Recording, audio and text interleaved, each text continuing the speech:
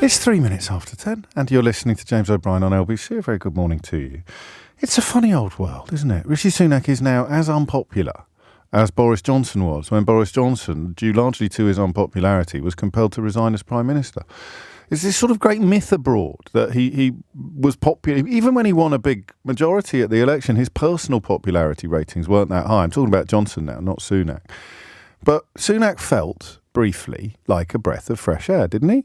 I know he was Chancellor. I know that I'm probably the person most grateful for it's a weird one, isn't it? If you're Rishi Sunak at the moment, you'll be breathing a sigh of relief that the Rwanda story, on one level, you'll be breathing a big sigh of relief that the Rwanda mess is dominating the news agenda because it's distracted loads of attention from your Shaggy-style defence at the COVID inquiry. If you haven't been following or you didn't follow Rishi Sunak's testimony at the COVID inquiry, you should know that he can't remember anything.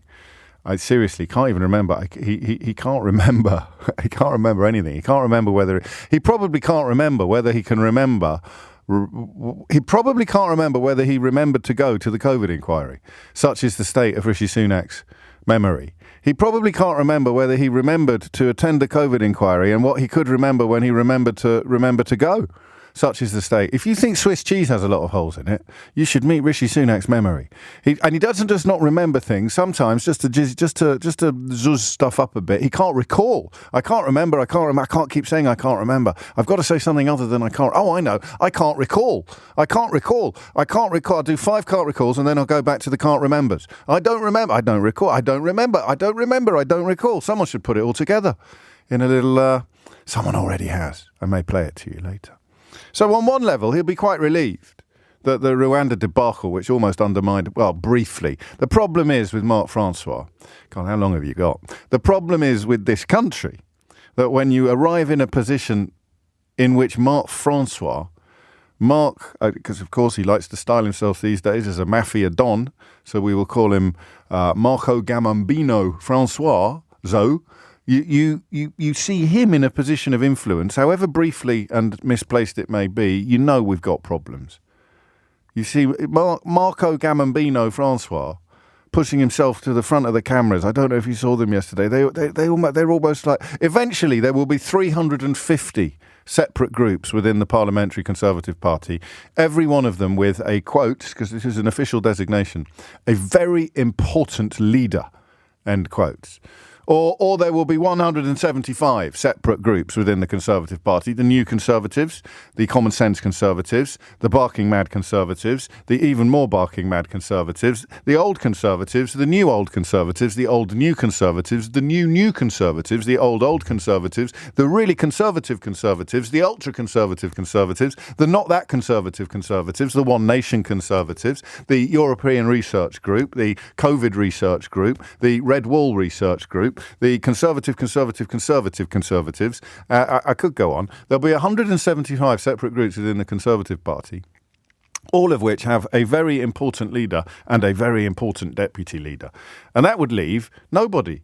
That would actually take up everybody. Every single member of the Parliamentary Conservative Party would then have a very important role. It struck me yesterday, and it struck Rory Bremner as well, who tweeted about it much more wittily than I will manage to convey to you. But it struck me yesterday, there's so many groups now. I don't even know what they disagree with each other about.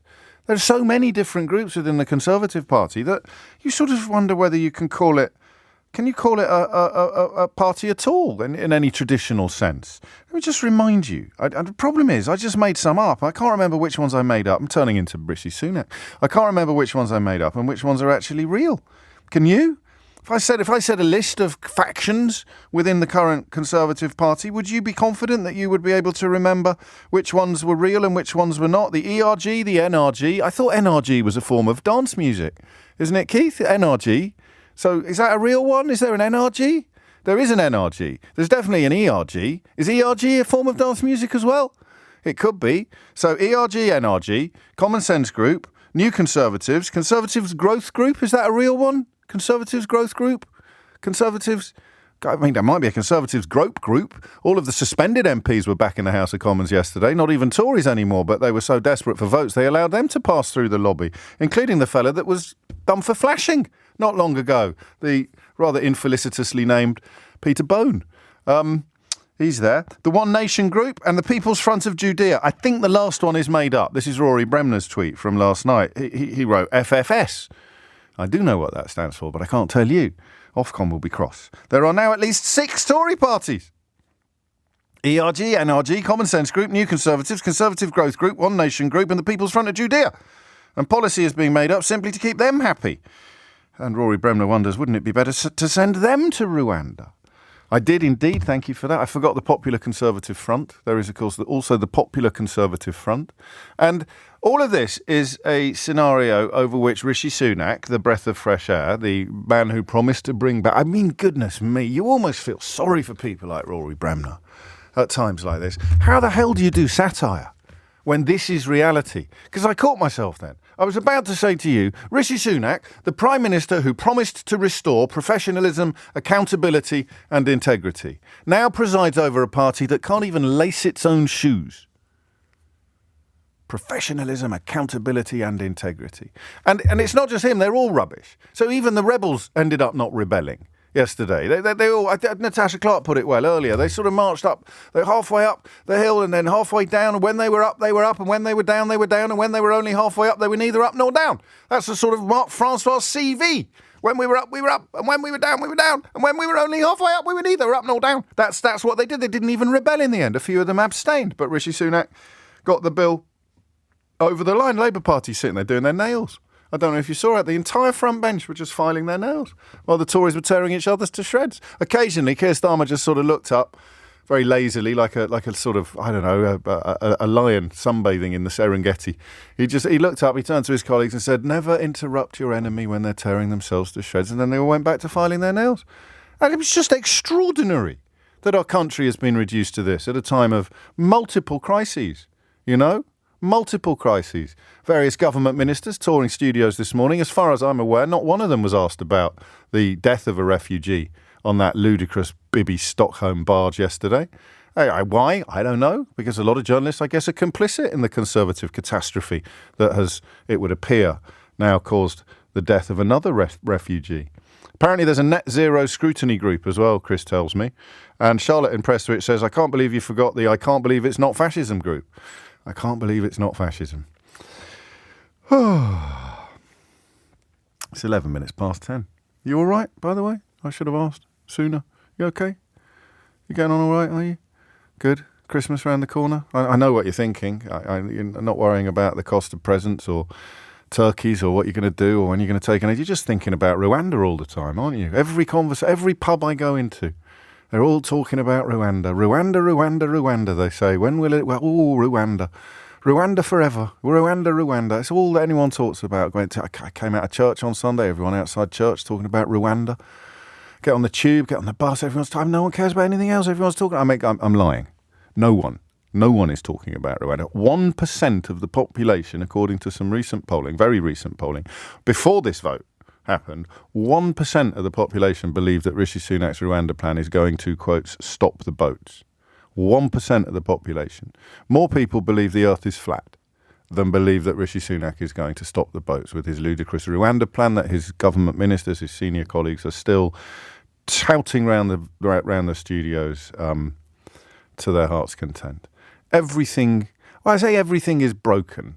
That'll sound like I'm plugging my new book, How They Broke Britain. Published by Penguin, 6th week in succession in the Amazon Top 20. So thank you for that. But I'm not actually plugging it at this point because I don't want to say everything is broken. I want to say everything is bonkers. But that sounds a bit light-hearted. Bonkers is a word that has a patina of levity, doesn't it? Has a sort of layer of levity. I say bonkers, you think dizzy rascal. I say bonker. It's more than bonkers. It probably is broken. I think there's another word that begins with B that sums it up pretty well. But again, Ofcom would probably have a problem if I used that word on the radio. And all of this leads us back. Oh, Brian has reminded us that there's also the nice but dim group. We could make a list of all the groups, all the factions within the Conservative Party, but we'd be here until Sheila Fogarty started doing her warm-up vocal exercises. 10:13 is the time. Rishi Sunak was supposed to be a breath of fresh air. Rishi Sunak was supposed to be restoring professionalism, accountability and integrity, although in his defence, judging by his COVID inquiry testimony, it's perfectly possible that he'd forgotten that he was supposed to be or he couldn't remember that he was supposed to be restoring professionalism and accountability and integrity before he'd actually finished the speech in which he was promising to restore professionalism, accountability and integrity. And for a while he did seem to be a breath of fresh air, despite, of course, having broken COVID laws in Downing Street with Boris Johnson. And then it all went wrong, culminating today in the news, if it counts as news, that Rishi Sunak is now personally as unpopular as Boris Johnson was when he resigned as Prime Minister. And this polling was conducted just before last night's crunch vote. 70% of people now have an unfavourable opinion of Sunak. He's dropped 10 points just since late November, just since a couple of weeks ago. But Prime Ministers don't really get less popular than this. And what I want to do is hear from you, specifically from you, because I don't want you to tell me why Rishi Sunak is unpopular. I want you to tell me why you have such a negative opinion of him. I want a specifics, if I can. You have a negative, and ideally, you didn't have that to start with. Like me, and I said it on the radio, so I can prove it. You can't, of course, but I will believe you when you tell me that when he came in and he delivered that professionalism, accountability and integrity speech, well, you can choose what phrase you prefer. You can say, if you want, as I have to, you fell for it. You briefly fell for it. You thought things are so awful under Johnson that we've always forgotten about trust. Isn't that funny? We always forget about trust. So you can't, I bet trust probably wishes you could forget about trust. So he comes in, he gives that speech. And what has gone before was so awful. We had the astonishing moral depravity, the murderous laziness of Boris Johnson, the egregious lying, the weaponization of untruth on a scale that British politics had never seen before and please God will never see again. And then you had the almost preternatural incompetence of Liz Truss, the think tank fueled belief that they could somehow will international money markets to bend to their ludicrous machinations. So you went from the morally depraved to the intellectually bankrupt. And you looked at Rishi Sunak, you knew he was rich, and we are still sadly conditioned in this country and most others to be a little bit impressed by wealth. We're a bit deferential. Someone's made a lot of money, they must be clever. We end up thinking people who've inherited a lot of money must be clever, which is a particularly tragic national condition. But look how much money he made. He must be really clever. He must be a clever bloke, Rishi Sunak. Clever Rishi Sunak. And he comes in and he says professionalism, accountability and integrity. And you thought, for a moment, you thought, gosh, he's actually acknowledging how awful his two predecessors were. He couldn't really go all in at the time because of loyalty and collective cabinet responsibility and ambition, personal ambition. But when he talked about professionalism, accountability and integrity, Rishi Sunak seemed for a moment to be acknowledging how awful his predecessors had been. Because you can't restore professionalism, accountability and integrity without acknowledging that professionalism, accountability and integrity have been absent for some time. It's a crucial point there. I think it was overlooked. Well, it wasn't overlooked, but newspapers that had delivered Boris Johnson, Brexit and Liz Truss to your doormat could hardly turn around and agree that professionalism, accountability and integrity had left the building 7 years ago. So briefly, Rishi Sunak looked like a breath of fresh air. And then it all went horribly, horribly wrong. What for you, personally, don't tell me what you think everybody else thinks. And it can be anything. For Greg, it's just the smirk. Just doesn't like the smirk. It's a bit shallow, Greg, but that's what I mean. I want everything that we've got. The charge list, if you prefer. The charge list. What for you took away that brief glimmer of hope that Rishi Sunak marked a departure from the madness of Liz Truss and the moral depravity of Boris Johnson? When did you realise, what made you realise that he was just as bad as the pair of them? 0345 6060 973, which is a 15-minute long way of saying, what is it about Rishi Sunak that you really don't like? What did it for you? What was the point at which you went, you know what? He's not a breath of fresh air. There's more chance of Kidderminster Harriers winning the FA Cup than there is of Rishi Sunak restoring professionalism, accountability and integrity to the Conservative Party, never mind the government. So where did it all go wrong? 21 minutes after 10, and I think we will throw in a sort of meta question as well, which is why has it all gone so wrong for Rishi Sunak? I mean, is some of it not his fault? 0345 60973. So I want the personal, as in when did the freshly applied sheen of newness start getting tarnished for you? And then the political, which would be, why has it all gone so horribly wrong for Rishi Sunak, a man who has glided effortlessly through life, arrives in the top job, and it all turns to mud in his hands? Bizarre. Sue's in Thurrock to kick things off. Sue, what would you like to say? Good morning, James. Hello, Sue. For me, I feel like he doesn't stand by a belief system almost.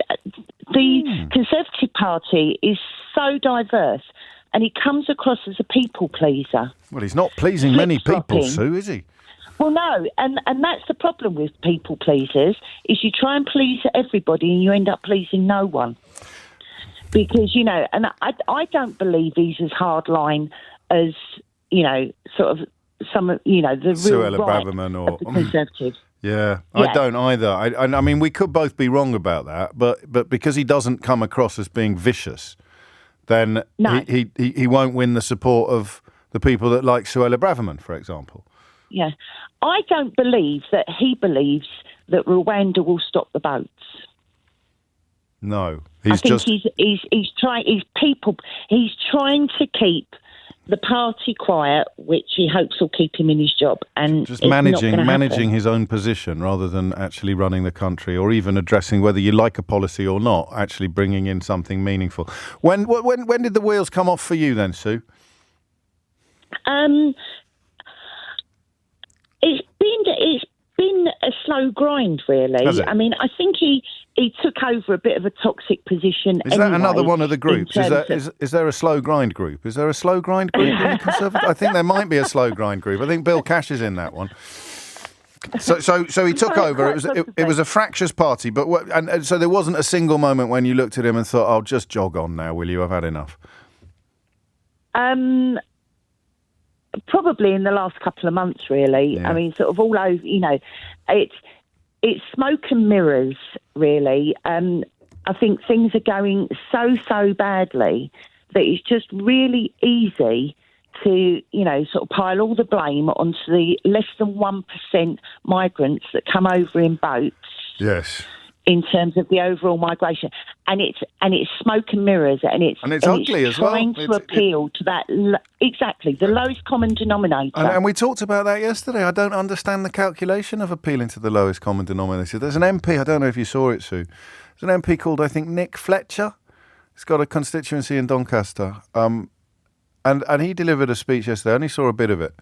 He delivered a speech yesterday that was one of the thickest, ugliest orations that I have ever seen in my life. It was utterly ignorant, and it was completely bilious.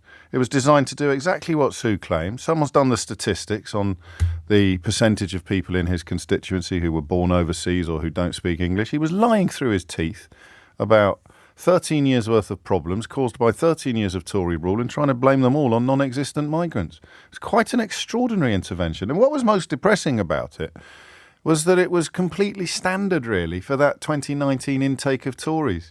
I just think how thick you would have to be to stand out in a room that contained Lee Anderson, Jonathan Gullis and Brendan Clark-Smith, who have almost certainly got a group of their own, but God knows what it's called. The Minsk Group, I think. Someone's just told me it's called the Minsk. Oh, I didn't know that. Yeah, the Minsk Group. Mike's in Tooting. Thank you, Sue. Mike, what would you like to say? Good morning, James. Hello.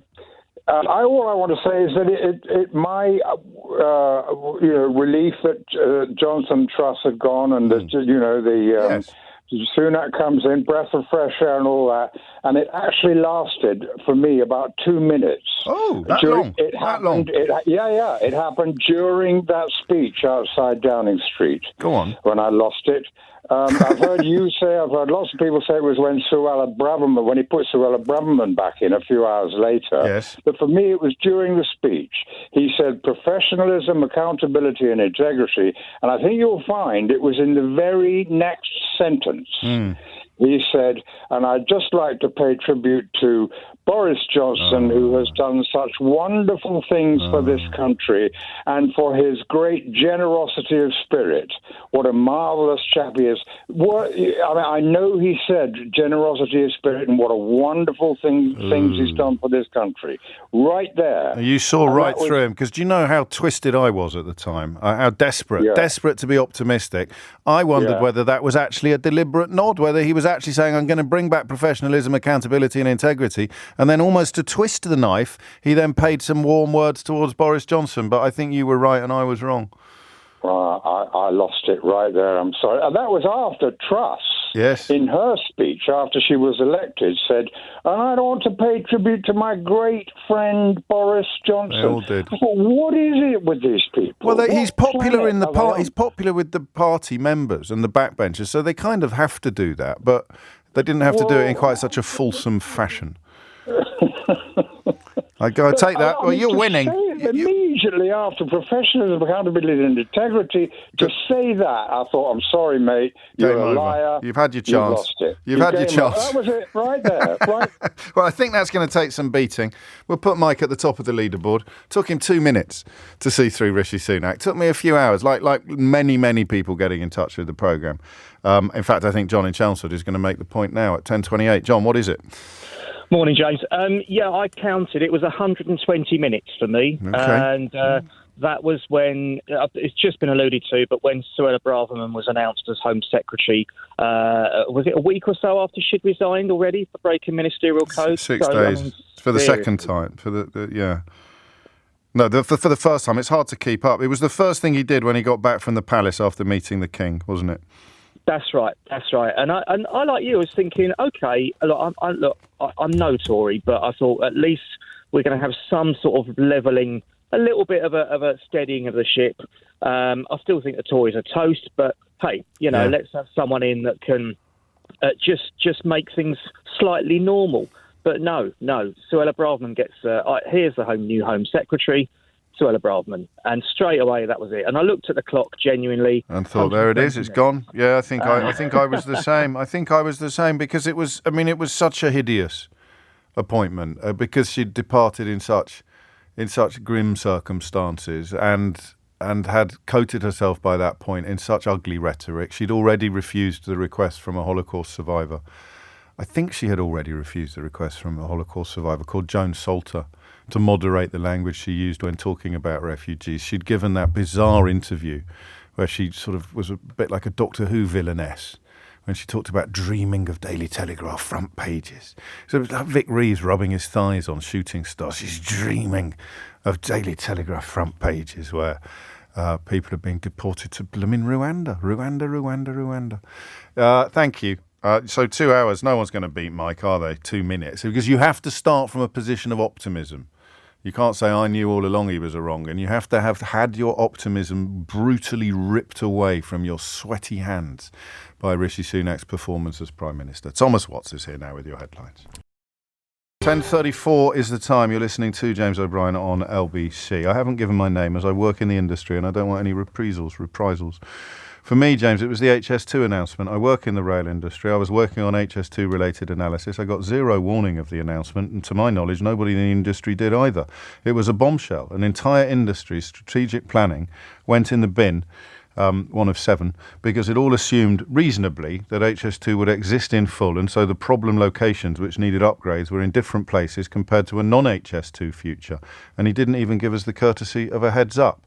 The 2019 manifesto, the only thing that gives him democratic legitimacy, commits to HS2.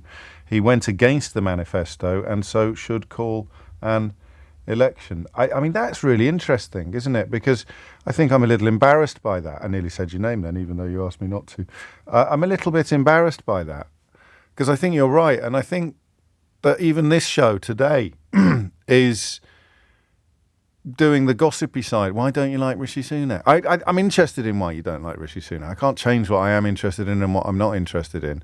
And the question obviously prompted that answer.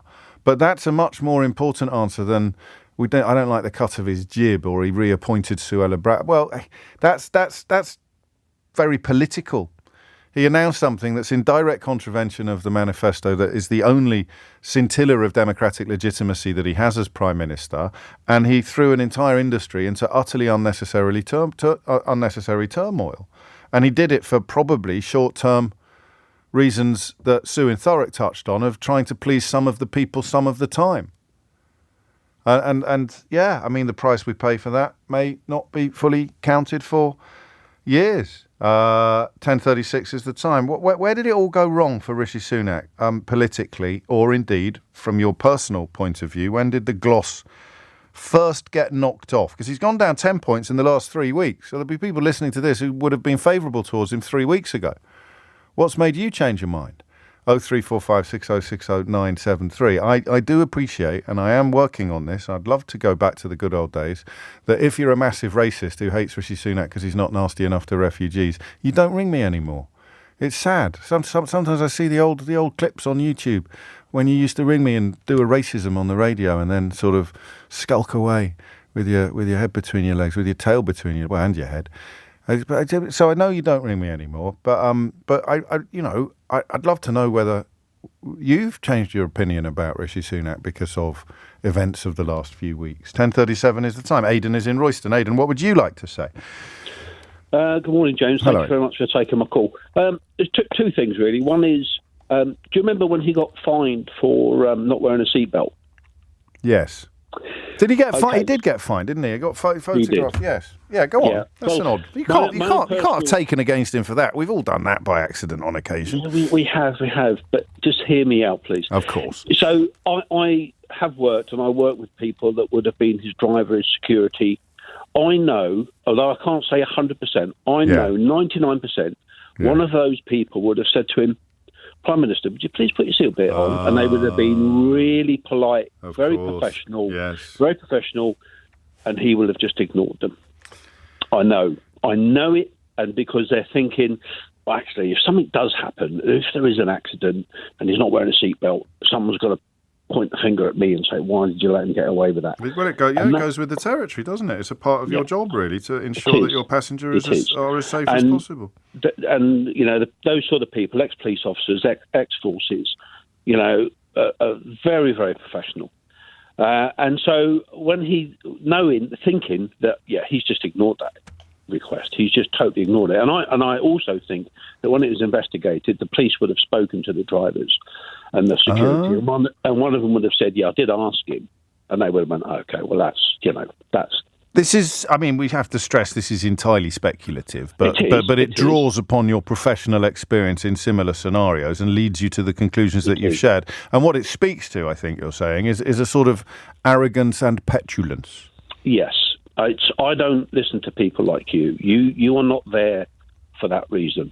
And you're only there because you have to be there. You're not there because I actually want you there. You're there because someone else is saying you've got to be there. It's a strange thing, isn't it, that sort of attitude? And so that was a moment for you, was it, when the gloss came off? Well, it was, I've got to say, it was never, for me, he's part of the old, he's part of the whole old cycle. And do you not worry about someone that's Prime Minister that can't recall anything? Terrifies me. Terrifies me. There's two reasons to be terrified. One would be that he's telling the truth and he can't recall anything, and two would be that he's not telling the truth and he can recall lots of stuff, but he's choosing to pretend that he can't. Both of those are disastrous scenarios, but he's obviously calculated, if he is pretending, that is a better scenario than actually revealing the true answers to the questions that he's being asked.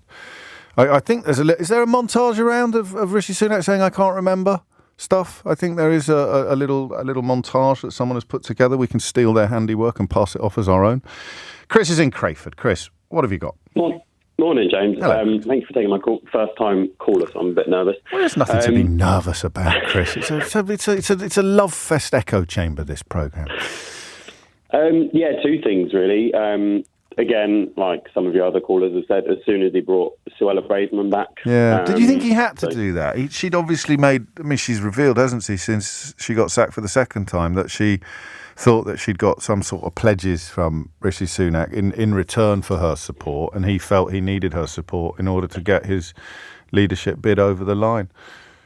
Yeah, I think she obviously, but that meant he was hobbled from the start then, in a way, wasn't he? Because any attempt to detach himself from the toxicity that she had brought into cabinet fails the minute he brings her back. Yeah, exactly. And then I think it was Thursday or Friday, in that press conference as well. Yeah. Just by standing up there and saying, we're going to disregard everything the courts have said, and we're just going to pass a bill to say that Rwanda's safe, when nothing had actually changed. It is. I mean, it's still. I think it still boggles the mind that they genuinely said they're going to change the rules to make a cat a dog. Because that was one of the best ways I heard it explained. It's a cat. It's a cat. No, it's not. It's a dog, and that's because we say so. And I'm glad you're still keeping up. I sometimes feel a bit overwhelmed by it all. It's a bit Trumpy. The Conservative government of the last few years. There's so much bad stuff. It's hard to pick a hook to hang your hat on. And with Sunak, there's so much stuff. But you're right. That's the first mention of that legislation that he's brought in to essentially determine whether or not a country is safe by just deciding, as opposed to deploying the checks and balances and institutions that are in place to make that decision, like, I don't know, a Supreme Court. And something else I really don't like about him is he keeps talking about foreign courts, which is not true. Even if it was true, it wouldn't be a problem. The efficacy of a law is determined by what a law does, not whether it smells a bit French. But even against that backdrop, he talks about foreign courts, and that's not true. The Supreme Court made this decision, and it cited several reasons for doing so, including the Refugee Convention. It wasn't just the human rights issue that rendered the Rwanda policy unlawful, according to the last judgment in the last British court. But yeah, you're right. I think you're onto something. And indeed, the previous caller got quite a lot of support as well about the way Sunak genuinely seems to behave to the manner born, which is odd because he makes much of his humble background or humble-ish background. But it is, I think, the way you treat, I don't know what the word is, the way you treat people who are being paid to help you. I suppose you have to say staff, support staff. I was out yesterday in one of those scenarios where someone is taking your coat and looking after you and bringing you a cup of tea, and I always notice people who don't acknowledge their existence. Do you do that? Do you just notice people who just think it's perfectly normal to have another human being waiting on you? And I sometimes think I overcompensate because I can be a bit chippy. If someone's taking your coat and asking you if you want a cup of tea, you don't sit down and ask how their children are getting on at school or something like that. But there is a line. I think it's a basic acknowledgement, almost a subconscious acknowledgement of equality born of humanity. And some people don't have that. Some people boast about not having it because they want to abolish human rights legislation because they think that humans are not equal. They think there is a hierarchy of humanity and they see themselves at the top of it.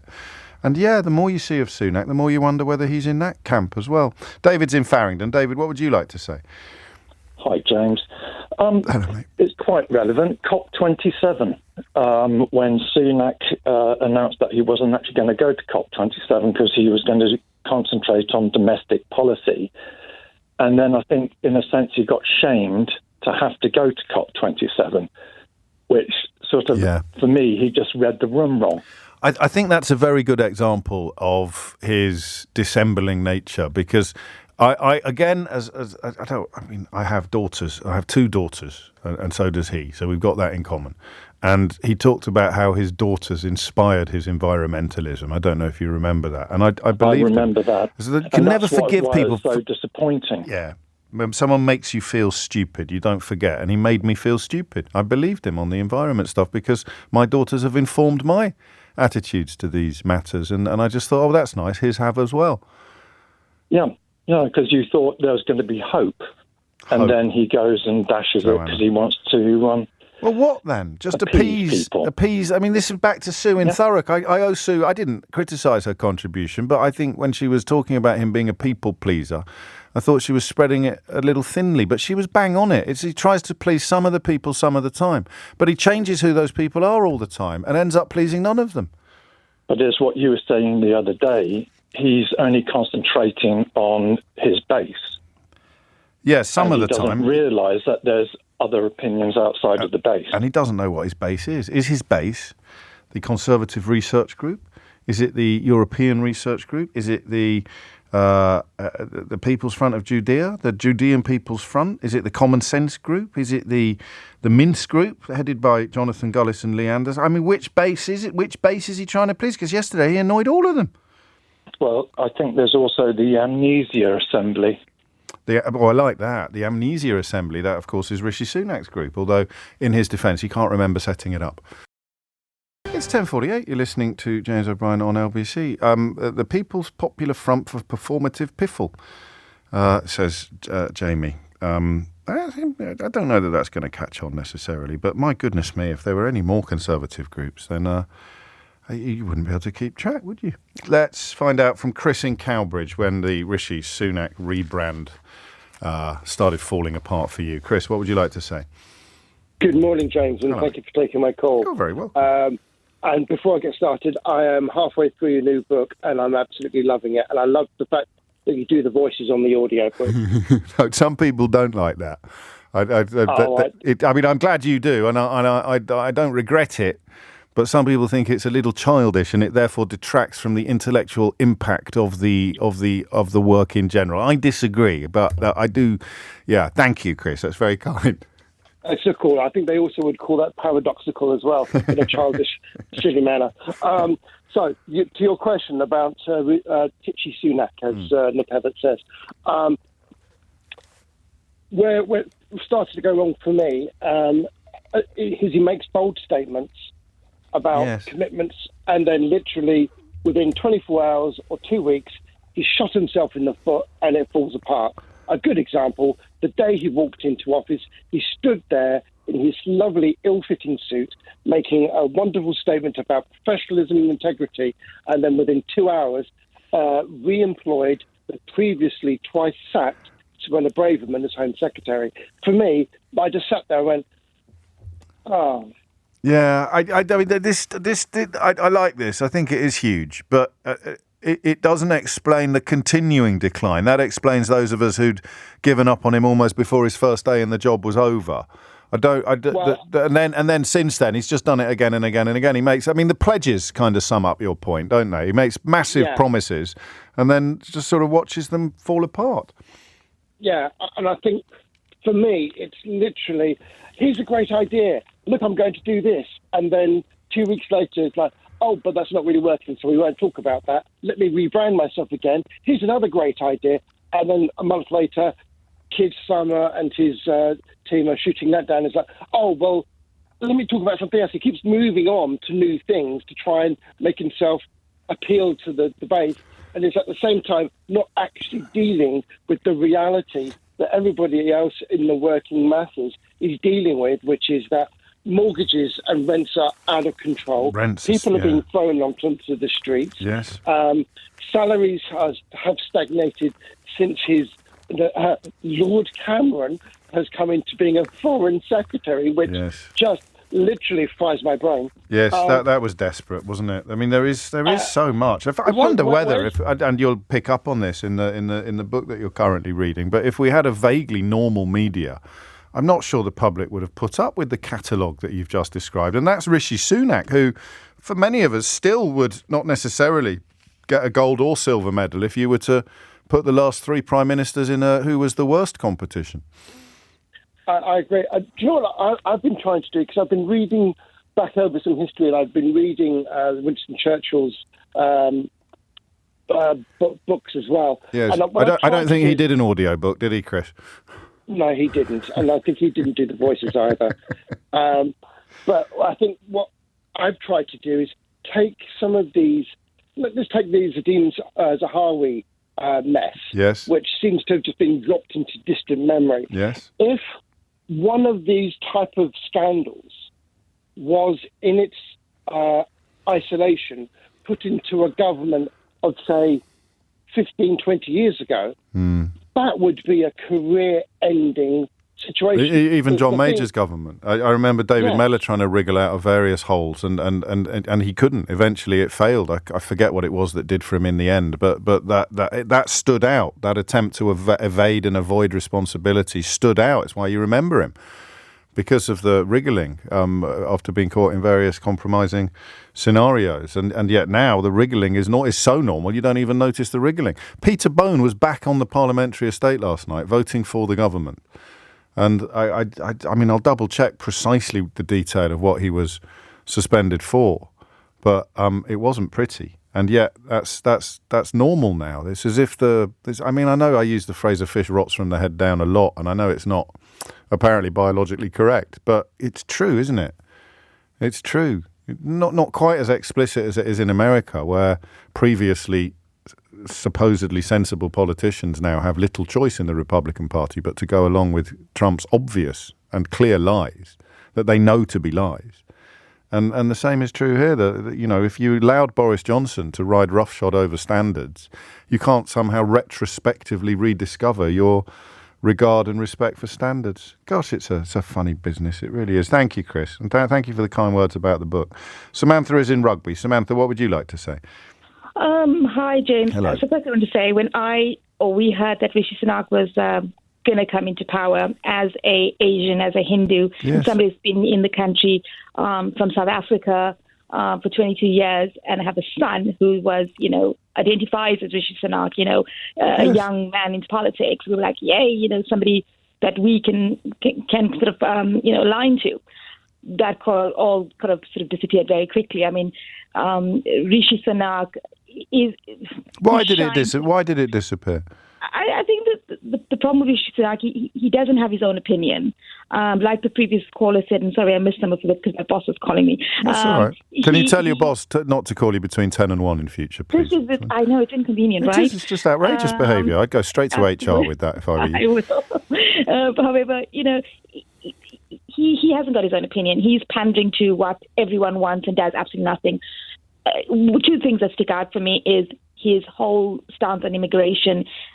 The many millions of thousands of pounds he sent, and is just all taxpayers' wasted money. I work in a charity that gets no funding.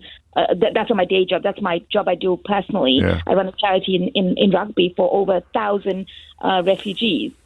And the management of that is absolutely appalling. It's just like, let that problem go away and people on the ground, take this problem away.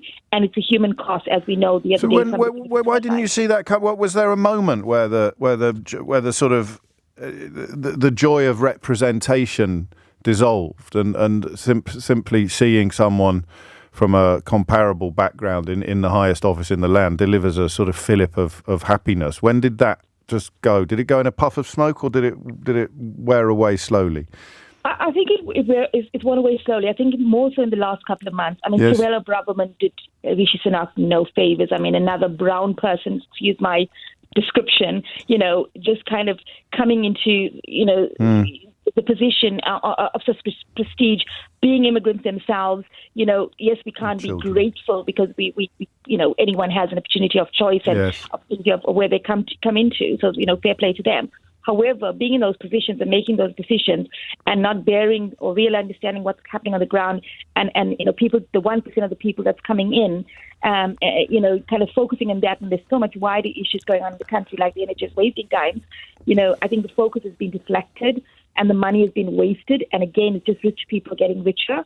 And us on the ground are just kind of left to our own devices. It's tone as well, I think. Yes, what you say about tone, and you refer to the ethnic heritage of people who are negative about immigration. In general, that just because your family came here from overseas doesn't mean you have to be supremely comfortable with unlimited immigration or completely open borders. Not that anybody in the British political firmament is in favour of completely open borders. Absolutely. For good or for ill. But it's the tone, it's the relish with which Braverman speaks about refugees and dreaming of deporting them. And then Sunak, of course, talking about foreign courts as if foreign is a dirty word. And they know what they're doing when they deploy these tones and these words. 100%. And I think the biggest problem I have is that we throw these large swathes of money like it's an unlimited magic pot And then, it's like, okay, I'm showing the public that I'm bringing this barge in and I'm going to spend £4 million a day. And they throw this money into the sort of open arena and then make people divide themselves because, oh my goodness, £4 million a day, it's staggering. And now NHS waiting times is 14 hours. And you get these divisions created by those. And then you have this hideous MP standing up in the House of Commons yesterday trying to blame all of the disasters inflicted upon the country by 13 years of Tory rule on immigration, on a largely non-existent group of immigrants who apparently are responsible for Doncaster being full. Thank you, Samantha, and thank you. It's coming up to 10:59. I can give you 45 seconds, Paul in Ramsgate. What would you like to say? Hi, James. Thanks very much indeed for having me. I despise the man. Blimey, it's a bit strong. I'll actually hate him. If there's anything worse I can use as despise and hate. No, don't go any further than that. You'd make me uncomfortable. No, I won't. But I was one of the 3.5 million people, or 3.25 million people he left out, which is being prejudiced towards people when COVID-19 was in fashion. He gave me nothing because I'd gone self-employed 6 months prior. I remember again thinking that would change. I don't know why I had such a stupidly rose-tinted perspective on the man, but I just thought when he fully understands the scale of the harm being done to 3.5 million people who would, I don't know if it's true of you, but would lean more towards conservatism by dint of being entrepreneurial or self-employed. Not necessarily, but I bet there'd be a distinct slant. And he just hung you all out to dry.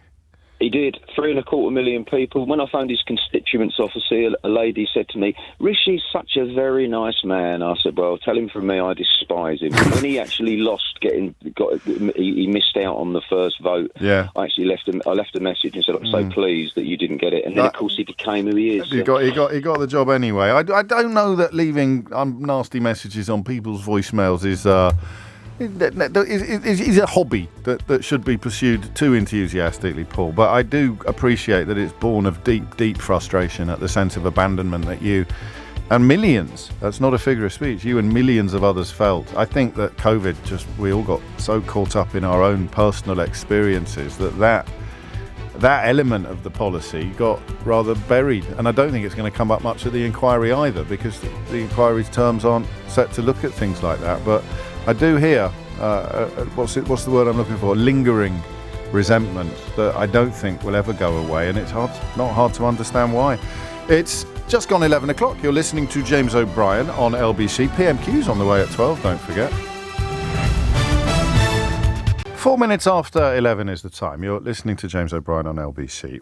I'll tell you how I'll know when it's time for me to hang up my headphones. I will know that it's time for me to hang up my headphones when I stop being taken by surprise every day at work. Well, maybe not every day, but routinely and regularly. When either experiences that you have had shock me or delight me or both, but also when I stop learning. When I stop learning. And one of the more recent realizations I've had is, I refer to that poem, don't I, by Robbie Burns quite a lot, about the importance of seeing ourselves as others see us. I think it's a fairly natural reaction to the distorted coverage of almost everything that our media provides, of almost everything. It's something I feel increasingly passionate about as I get older, because I increasingly see the results of it. I don't think I ever would have done. If I'd stayed on newspapers and never done this job, I never would have seen what an appalling cancer newspapers are in the body politic of the United Kingdom. But to see ourselves as others see us, such a beautiful concept, such a beautiful poem, such an important notion, and something that really took me by surprise recently, to the point where I thought it can't be true. So you send me stuff, right? Or you call me and tell me something, or you email or tweet or text, and sometimes I think, no, you must have got the wrong end of the stick. And I never think you're lying, because, as I mentioned earlier, the people who lie to themselves and therefore to everybody around them tend not to ring me anymore, which is a shame. I mean that sincerely, but I don't mean liars. I don't mean people who just lie. I mean, I think that you've made a mistake, and so you'll send me something, and I will think, no, you must have got that. You must have got that, or that just can't be true. I think the very first time that we heard about warm banks was live on air, and I thought, no, there must be more to it than that. It'll be like a mahjong club or a pensioners get together where some people have said that they go along to keep warm. We haven't reached a point in Brexit Britain where we have to actually institute heated rooms for people who can't afford to heat their homes to go and sit in for a few hours every day. But we had. Another thing you told me about that I didn't quite believe at first. This was mad, going back to COVID. The people who were working on the test and trace and who weren't doing anything all day. Do you remember that? We broke that story by accident. I never do journalism deliberately on this programme. It only ever happens by accident. A bit like the kid in The Simpsons. Oh, I did a journalism. But somebody rang me and said, I've been working for the test and trace from home. I've been working for them for about a fortnight and I haven't actually done anything yet. I think you move your mouse every 20 minutes or something to prove that you're at your computer. And they wanted to work. They weren't swinging the lead or being lazy. I think they were supposed to contact people who'd been in contact with people. Do you know, is that right? I can't remember the details, but there was an army of people working from home. Someone rang in and said, I haven't done anything, James. I've phoned them up and it's not an anomaly. It's not that they've forgotten about me or that I've slipped through the nets, I've slipped through the cracks and they're still paying me, but I'm not doing anything. They said, this is how it works. This is how it works. And the phones went nuts. And there was a long queue of people. You were queuing right around the block as far as the eye could see. People queuing up to tell me that they too were on the payroll at the test and trace operation and working from home and not doing anything. Not doing anything at all. And then last week we were talking about food, as we often do on the programme and as we are about to do again.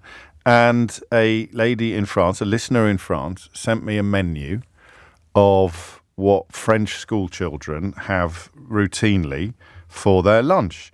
And there were three things that were remarkable about it. The first was that it is an event in a French school. It is an hour and a half. Some kids go home, but the meal is a proper event. It's a proper event. And I really filed that under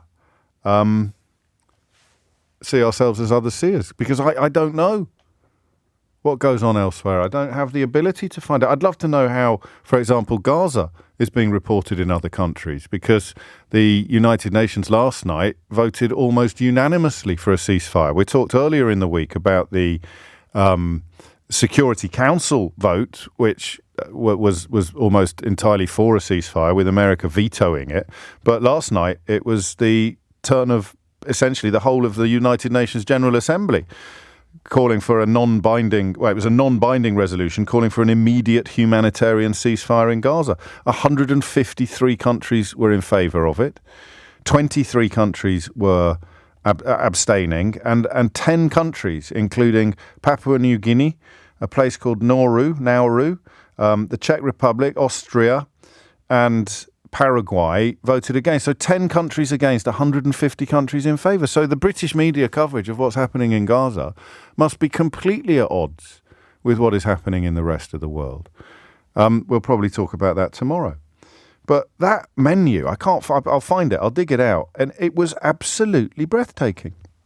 And that's the backdrop against which I want to talk about calls by a variety of cooks and authors for ultra-processed food to be taken out of children's diets. It is, they say, robbing children of the experience of learning to eat different foods.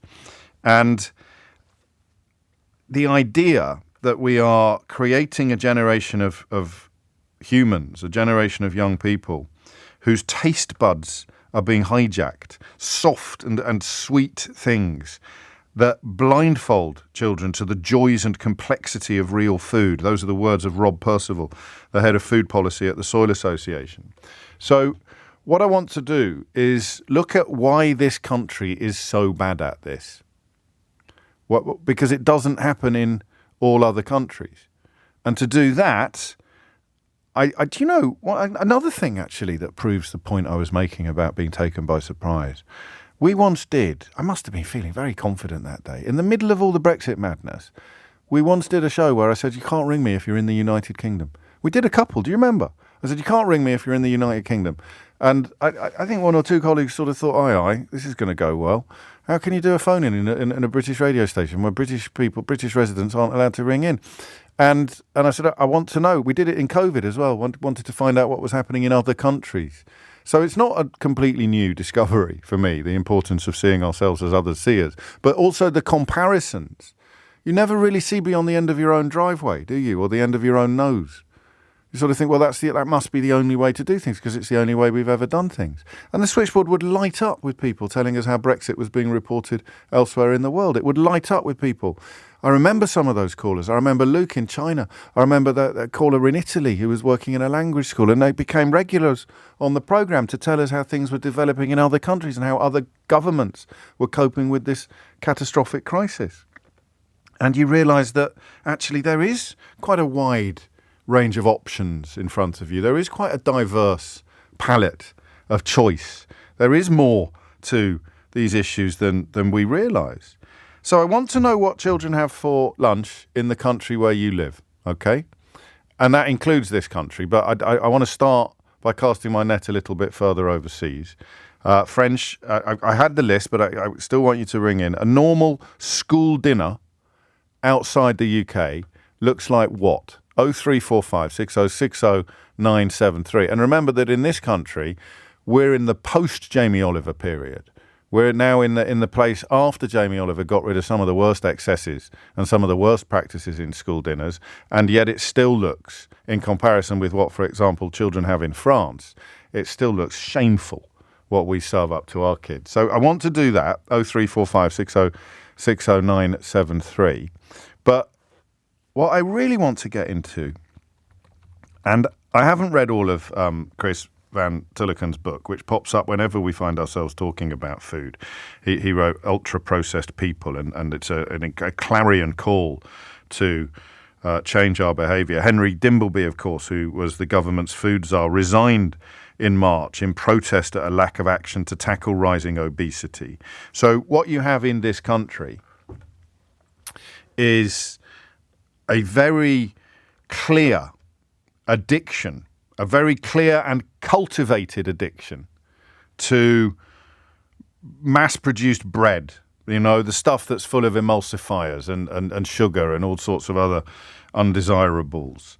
The breakfast cereals that taste like sweets, okay? The cakes and the biscuits with loads of salt and sugar in them, much more than you would have if you baked it yourself. The additives, the emulsifiers, the preservatives, very, very high in calories, usually very, very low in fibre and nutrients. And you can buy them everywhere. You can buy them of course, wherever you are in the world, you can buy this stuff. But in the United Kingdom, the consumption is on a scale that other countries would find remarkable, which means there's something happening here that is not happening in other countries. And it's cultural. It's why people like Thomasina Myers and B. Wilson and Yotam Ottolenghi and Hugh Fearnley-Whittingstall have written to Rishi Sunak today to essentially call for a turning down or a turning off of the tap. They want the Prime Minister to ensure that 1 million extra children in education get 5 portions of fruit and vegetables a day, changing completely the approach to food in schools. But it comes from a place where we have to acknowledge we've got a very particular and peculiar problem. It's a very British problem, this. Don't call me to tell me that it also happens in other countries. I'm sure it does. America, for example. But the levels of obesity that we've got now among children and the tragedy of generations being raised without having a proper relationship with food. You know, it's almost as if what we once would have called a picky eater has become completely normal. And I want to know why you think this problem is so prevalent in our country. Okay, so there's 2 calls to arms this hour. And we're not going to have a full hour, remember, because PMQs is on the way at 12. And I mean, it should be a good one, shouldn't it? It's been a pretty eventful week politically. But we've got 2 calls to arms here. The first is, what is served in your children's school outside the UK? So wherever you are in the world, what do your children have for a meal? And I must try and find that tweet that alerted me to the fact that the average school dinner in France is better than the average meal anywhere in the United Kingdom. And then the second bit becomes, why have we in the UK got such a problem with this? Why have we become almost a petri dish for ultra-processed foods? Why have they been able to take a hold of our population and our children in a way that simply doesn't happen or simply hasn't happened in other countries? It's 17 minutes after 11. I need your help with this. It's not one of those ones where I'm shooting my mouth off and laying down the law. I don't know the answers to these questions, but they're really important. Give me a call. 0345 6060 973 is the number you need. Why has it all gone so wrong in this country? And what's it like in a country where it hasn't gone this wrong? 0345 6060 973. Some breaking news for you. I'm just seeing that Mark Drakeford is stepping down as leader of Welsh Labour. I don't know why, but we will catch up on that story after this. It is 21 minutes after 11. The First Minister of Wales, Mark Drakeford, has stood down in the last few minutes as the Welsh Labour leader. I think it is just a personal decision, which will be taken with immediate effect. He'll stay on until his successor is appointed. Been in the post since Carwyn Jones resigned in 2018, so he's been there for exactly 5 years. I've interviewed a lot of politicians. Actually, I will take a moment to do this. Ben and Caroline will be up first on the food conversation, but I will take a moment to mark it. He's not died, so it's not an epitaph or anything like that. But it is a stepping down. I've interviewed a lot of politicians, and none of them are remotely like Mark Drakeford. In every imaginable way, he completely broke all of your preconceptions about what politicians would be like. Left, right, or in the middle. There is a certain commonality that politicians have. Some have it in spades and some have it in relatively small quantities. Mark Drakeford had none of it. Mark Drakeford could come into a room and nobody would notice. He was such a self-effacing. He is such a self-effacing man. And I thought that quiet calmness was absolutely fascinating in contrast to what Boris Johnson was doing during COVID. So Wales has got all sorts of problems. NHS, Labour have not delivered any form of utopia in Wales. But I have to say he is probably the most human politician, if you know what I mean by that I've ever met. And it was just such lovely company. He's such a thoughtful man. One of those politicians I think you had to work a bit to earn their trust, because they're conscious that usually interviews are designed to try and trip people up by, asking them who they think is going to win Strictly Come Dancing if they're culture secretary, and then pretending that that's somehow relevant to their grasp of their brief. But once he established that you weren't in the sort of cheap seats of journalism, he was a fascinating and thoughtful man. And it's a full disclosure interview, actually, wasn't it? There's a full disclosure that you can listen to if you want to know what on earth I'm talking about. 24 minutes after 11 is the time. I despair for the state of the diets of British children. I want to know why they're so bad and what they're like elsewhere. Ben's in Paris. Ben, what would you like to say? Hi, James. Thanks for taking my call. Welcome. So we actually moved to the Paris area in April this year. And okay. What I will say is we were really fortunate in the school. So I've got a 6-year-old daughter. I was really fortunate in the school that we were at in the UK, in that they had free school dinners and the meals were pretty good. Okay. However, what I was really to say is it is a stark contrast having moved to France. Obviously, the French culture is very food centric, and one thing that I have noticed is you very rarely sort of see overweight kids, and the relationship with food seems much healthier here. And why, Ben? Why? So I think it comes down to the French culture. But just to give you an example of my daughter's sort of lunches that she gets at school. It's a restaurant off-site that brings the food in. Gosh. She gets a hors d'oeuvre. She gets a main meal that's, locally sourced food. There's only, I've got a menu in front of me. There's only sort of a couple of meat options, and the meat options that are on there are sort of oven-cooked chicken. It's not chicken nuggets or processed food in that way. And there's a real sort of pride in the food that they're serving their kids, which, I was really lucky in the school that my daughter was at in the UK. In that, no, I understand the point. I understand the point you're making. Yeah. So you were in the Premier League of offers in the UK, but in France, what you're getting is better and normal.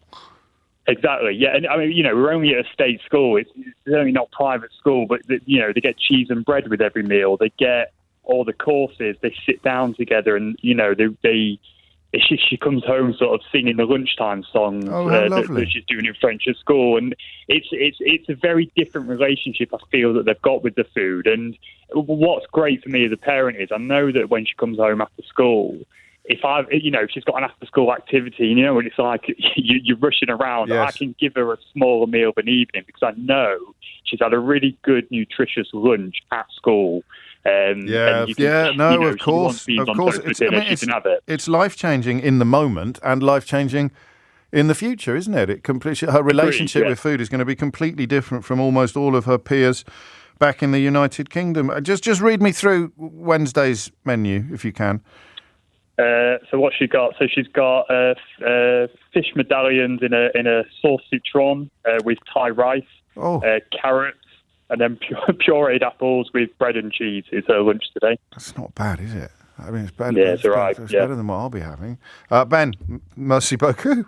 It's 27 minutes after 11. You're listening to James O'Brien on LBC. I need someone as well. You'll struggle to get through at the moment, but you can grab Ben's phone line to put into words what's going on here. Do you see what I mean? Because I say, that's good in the future and it's good in the moment. What is being denied to our children? What is it that Hugh Fearnley-Whittingstall and others are mourning the lack of for our children as they call for more organic, more seasonable produce and a target to reduce ultra-processed food in children's diets by boosting consumption of things that are not processed at all or minimally processed, like fruits, vegetables and pulses.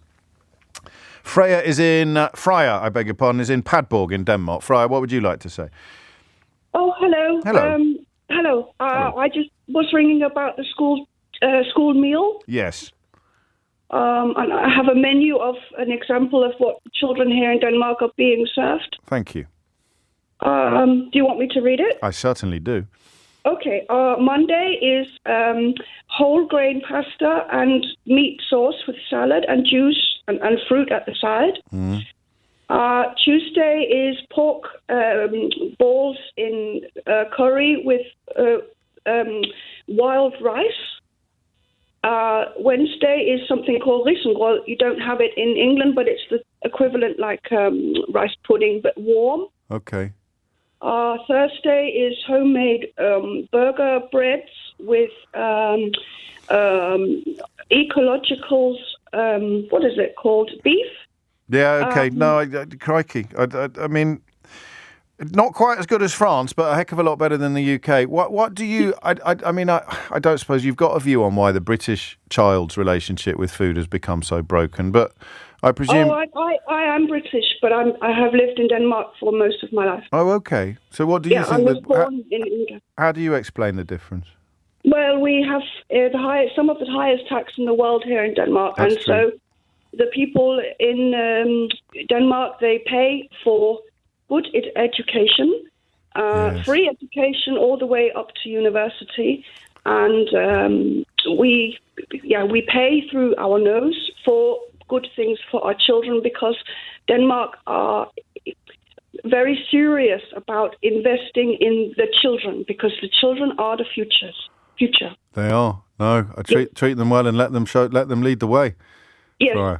I mean, the mystery then of why the UK is so rubbish at this remains, or it grows with every call. I wonder whether it's something as simple as this, particularly with, Tory governments. Those children that go to private school will have better meals, and therefore the state of the food in state schools doesn't concern the ruling class as much as perhaps it would do if it was about what their own children are being fed. I don't know. That might be part of it. It might not. I'm just putting it out there. 11:30 is the time. Thomas Watts is here now with your headlines. It is 11:34, and some of you expressed a degree of surprise at my descriptions of Rishi Sunak's COVID testimony. He's in a sense, he's lucky that it's been completely overshadowed by the disaster that is his Rwanda policy. But it's a weird sort of luck because it has been completely overshadowed by the disaster that is his Rwanda policy. But when I suggested to you that he probably can't remember whether he's given any evidence or not, I wasn't exaggerating. You'll recall. No, I don't recall, and I don't recall. Do you recall changing phones around that time as it happened? Not around that time. I don't know or recollect. I can't specifically recall the analysis that was presented. I don't remember the specific analysis. I can't specifically recall. I don't remember that, honest though. I can't precisely recall. I don't precisely, as I said, recall the date. I can't precisely recall that. Don't recall the. I don't recall other than I don't recall. I don't specifically. I recall in the. I can't comment on the particular meeting because I don't recall it. I don't. What I do recall though. Yes, I mean, I don't recall seeing that email. It's not my recollection of it. Well, my recollection is different. I have no recollection of him raising that, not something that I remember being raised with me. I don't have any strong recollections of it. I don't recollect anyone saying those words, and I wasn't, and I don't have any strong recollection, not to my recollection, and I'm not sure whether that was something that was ever raised with me. I don't recall. I said I don't recall. Again, I don't recall them doing so. I can't recall this specific. I can't remember I can't recall the individual discussions. I generally can't. Can't remember. I can't recall the. I can't remember it. So, as far as you're concerned, it was never said. You'll recall. Rishi Sunak there, providing really detailed and important evidence to the COVID-19 inquiry. 11:36 is the time. Back to foods and the peculiar nature of the British relationship with food, looking specifically at why children are consuming much, much more rubbish than their counterparts in other countries, particularly other European countries. Reports that Rishi Sunak currently can't remember his own name are yet to be confirmed. Caroline's in Morpeth. Caroline, what would you like to say? Hi, James. Hello. I just wanted to say, really, I've got two kids, one who's 4, who's just started school this year, and a 1-year-old. So we were living in London. The 4-year-old was going to a nursery down there.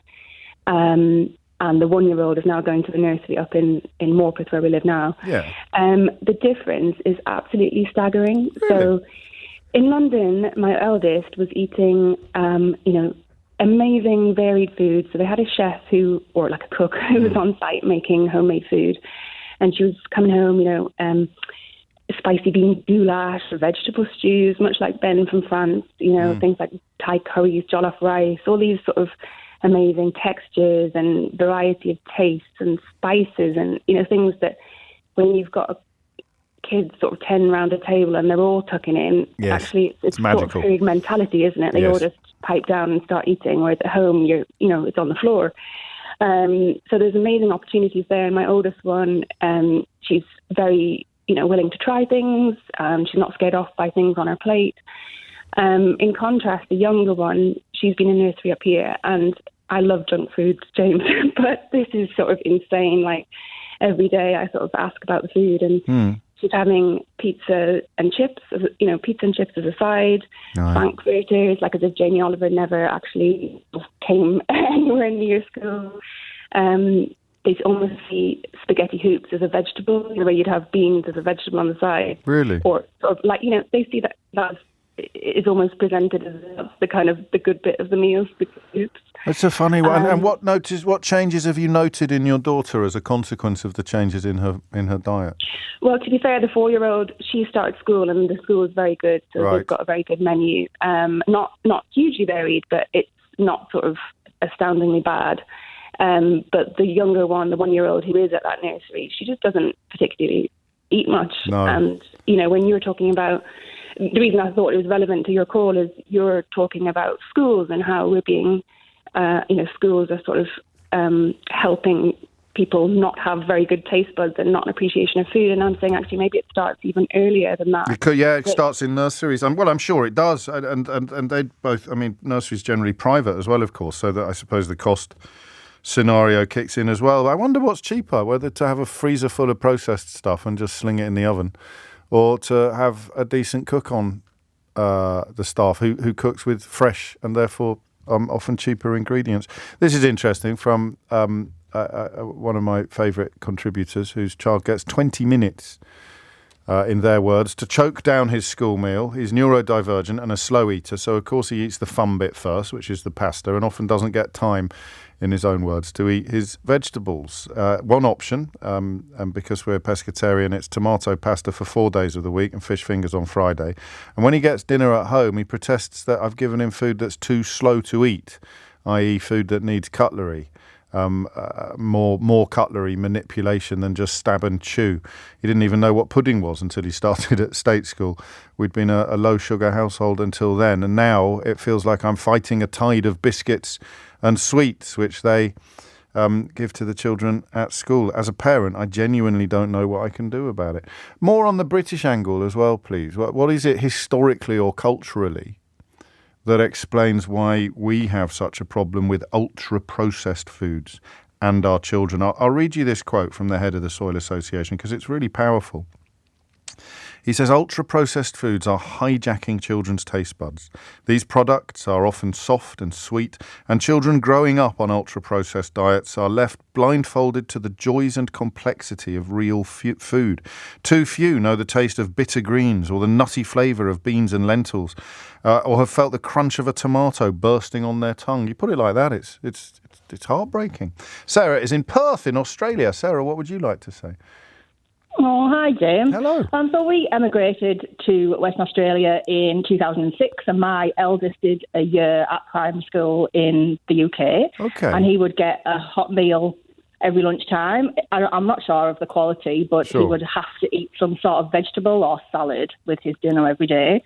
And when we emigrated, he went to quite a small primary school here, just outside Perth, 300 children, so quite small. Yeah. And there was no kitchen and no dining room. Good Lord. So the children here sit outside on the floor to eat their meal, which in Western Australia is usually not much of an issue. Right. But the canteen at the school was run by parent volunteers, so I actually ran the school canteen for several years when my kids were in primary school, and we served warmed up processed. So this is worse than the UK? Well, you could say it's worse. The children bring packed lunches, so depending on what the parents would offer them for most of the week. So because the canteen at our school was volunteer, we only ran 1 day a week, and it was run essentially as a fundraising for the school. So any profit we made went to the P&C. And so the most popular thing that we offered was like this huge chicken nugget called a yummy drummy, and it was like the equivalent of like 3 chicken nuggets. So we had to offer sandwiches with salad and all this kind of more healthy stuff, but essentially what we sold was party pies. So anyone who lives in Australia knows what party pie is. It's a small mincy pie.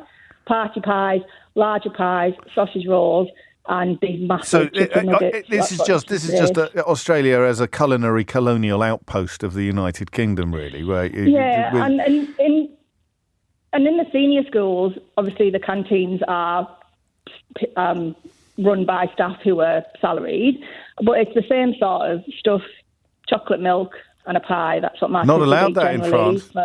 You're not. It's not there. I wouldn't mind living in France. Listen. No, same. But I don't. I'm not shocked. I'm not shocked by what you tell me, because I think of Australia's diet as being pretty much the same. And for obvious reasons. But I tell you what, it does do. It does suggest that this problem, albeit that ultra processed food didn't exist on anything like the scale that it does now, the relationship with food goes back much further than you might expect, because we exported it to Australia back in the day, you know, and that has taken hold. So there is something cultural and historical here that we haven't yet unravelled. Thank you, Sarah. You certainly haven't lost your accent despite the 17 years in Australia. I love that idea that, where else would it be? Wouldn't be anywhere else, really, would there? That remains a sort of outpost that the Brits sent loads of people to, and even if it was in Victorian times, somehow taken the same relationship with food from 150 years ago, and there's a closer relationship with the country on the other side of the world than there is with the country on the other side of the English Channel. I don't know why I find that stuff so interesting, but I do. It's 11:48, PMQs on the way at 12 or shortly after. It was quite a late start last week. Natasha will be joining us shortly to set that up and sort of whet your appetite. Speaking of appetites, food in the UK. That Australian call was fascinating, although it's upset someone. Someone else in Perth suggesting that our caller was not fully representing the situation there. Well, she was fully representing the situation in the school that she was talking about. But Chris says, my daughter has a canteen from the local Japanese restaurant where they have sushi, etc. So it's not really fair to talk about party pies. There might be a financial demographic in place. Well, Chris, you need to tell us whether your daughter's going to private school or not, because that might make a difference. Something else we exported to Australia that marks them as somehow closer to us in many ways than we are to countries on the other side of the English Channel, where children dine fantastically. The time is really relevant. A lot of you telling me about the time as well. The idea that a meal is a leisurely process and a social process, whereas in British schools a lot of the time it's like a fueling station, a high-calorie, low-protein, low-fibre fueling station. Ruben is in Padua in Italy. Ruben, what would you like to say? Hello, James. Hello, thank you for having me back on. I remember at the top of the hour you were talking about, we had calls from Italy. That was you. You worked in a language school. How are you getting on? Yeah, I'm getting on very well, Good. Thank you. So I can tell you about the situation of the school that I'm working at. We've got many students now bringing in their packed lunches. Yes. But for many of them, they're still eating food in the canteen, and I eat the food in the canteen as well. So usually what lunch consists of is often a carbohydrate lunch. It can either be risotto, it can be lasagna, but it changes every day. Or there's a protein option, either fish or there's obviously meat. But it's a lot more digestible because we have the full hour to digest That's the a big thing, isn't it? I wonder why we've ended up, probably because we've got small dining rooms and large student bodies, so they're turning it around to double. They're having to do 2 sittings or something like that, so the kids have to wolf it down. Yeah. But it's a completely different walk of life, because my previous job when I lived in the UK was in retail. And I started off by having an hour lunch break. That got reduced to 30 minutes. Then it got reduced to 20 minutes. So there's no time. And I was eating junk food. I was literally eating a chocolate bar and a coffee. And that kept me going for 8 hours a day. Now it's a completely different way of life. But the other thing that I'd say that I'm horrified by, comparing the situation between the UK and Italy. This afternoon when I finish, I might listen to PMQs first, but there's a 0 kilometre market where I can get all my fruit and vegetables. What does that mean? What does a 0 kilometre market mean? It means, basically in the area. So my area of the city, we've got lots of rural areas like farmers that produce local apples. We've got farmers that produce chickens, pigs, cows, etc. So everything in the market has come from within a kilometre? Yeah, less than a kilometre. So I'm very lucky because of the area of the city I live in, and it depends on different days of the week. So that opens in about half an hour's time. So I usually stock up my freezer, and I'm always having fresh fruit, fresh vegetables. So my diet is completely changed. But when I spoke to my mum yesterday, I'm so angry, James. I'm furious. Oh, go on. Because when I went, I'm sorry if we're going to get back onto the B word, but when I went back to the UK in August, yes, I was horrified when I looked around the supermarket shelves. Really There's very little fruit. There's very few fruit and vegetables there. Yeah. And I spoke to my mum yesterday, and my mum's trying to reduce her diet because she's not being very well, but also she's health-wise, she's thinking about her diet, what she's consuming. She went to the market. She went to the market yesterday in Tunbridge in Kent and asked for an aubergine. Oh yes. And they said, "I'm really sorry, they're £1.25 each." My mum's quite, she's quite comfortably well off. I wouldn't say she's borderline or anything like that. No, but you notice £1.25 for an aubergine. It's disgusting. How the hell are people supposed to have a healthy diet? I love you, Ruben, because when you said you were fuming and you were furious, I thought, oh, crikey, what's happened? I was not expecting you to tell me that your mum was charged £1.25 for an aubergine. And I know that you're using it as a symbol of a much bigger and broader problem. But I love that. What do we want? Cheaper aubergines. When do we want them now? Yeah, but I mean, it comes back to it. I mean, you're on an island. Everything gets imported. I know. Well, it's about to get worse. It's about to get worse when the Windsor Framework kicks in, and British producers of food have to put not for EU on almost everything. I give up. The B word is keeping me in a job, keeping you in a job, because everyone's always asking me what's going on. They're still surprised hearing about it. There you go. I'll tell you what, there's a book you can recommend, Ruben, as well. That should that gives them all the information that they need. But just let me dial you back a little bit, because this is pure Robert Burns territory, to see ourselves as others see us. You came back to Britain. Having lived here for most of your life, and you really clocked the state of the supermarket shelves. You notice it, but the thing is, your parents and your friends don't, because you gradually get used to the change. Well, it's like when you I can't remember whether you've got kids or not, but when your parents don't see your children that regularly, and then they see them and they say, "Gosh, haven't you grown?" And you think, "Well, no, they haven't. They've always been that size," because you don't notice it happening incrementally. But when you have a big gap in between, you turn up.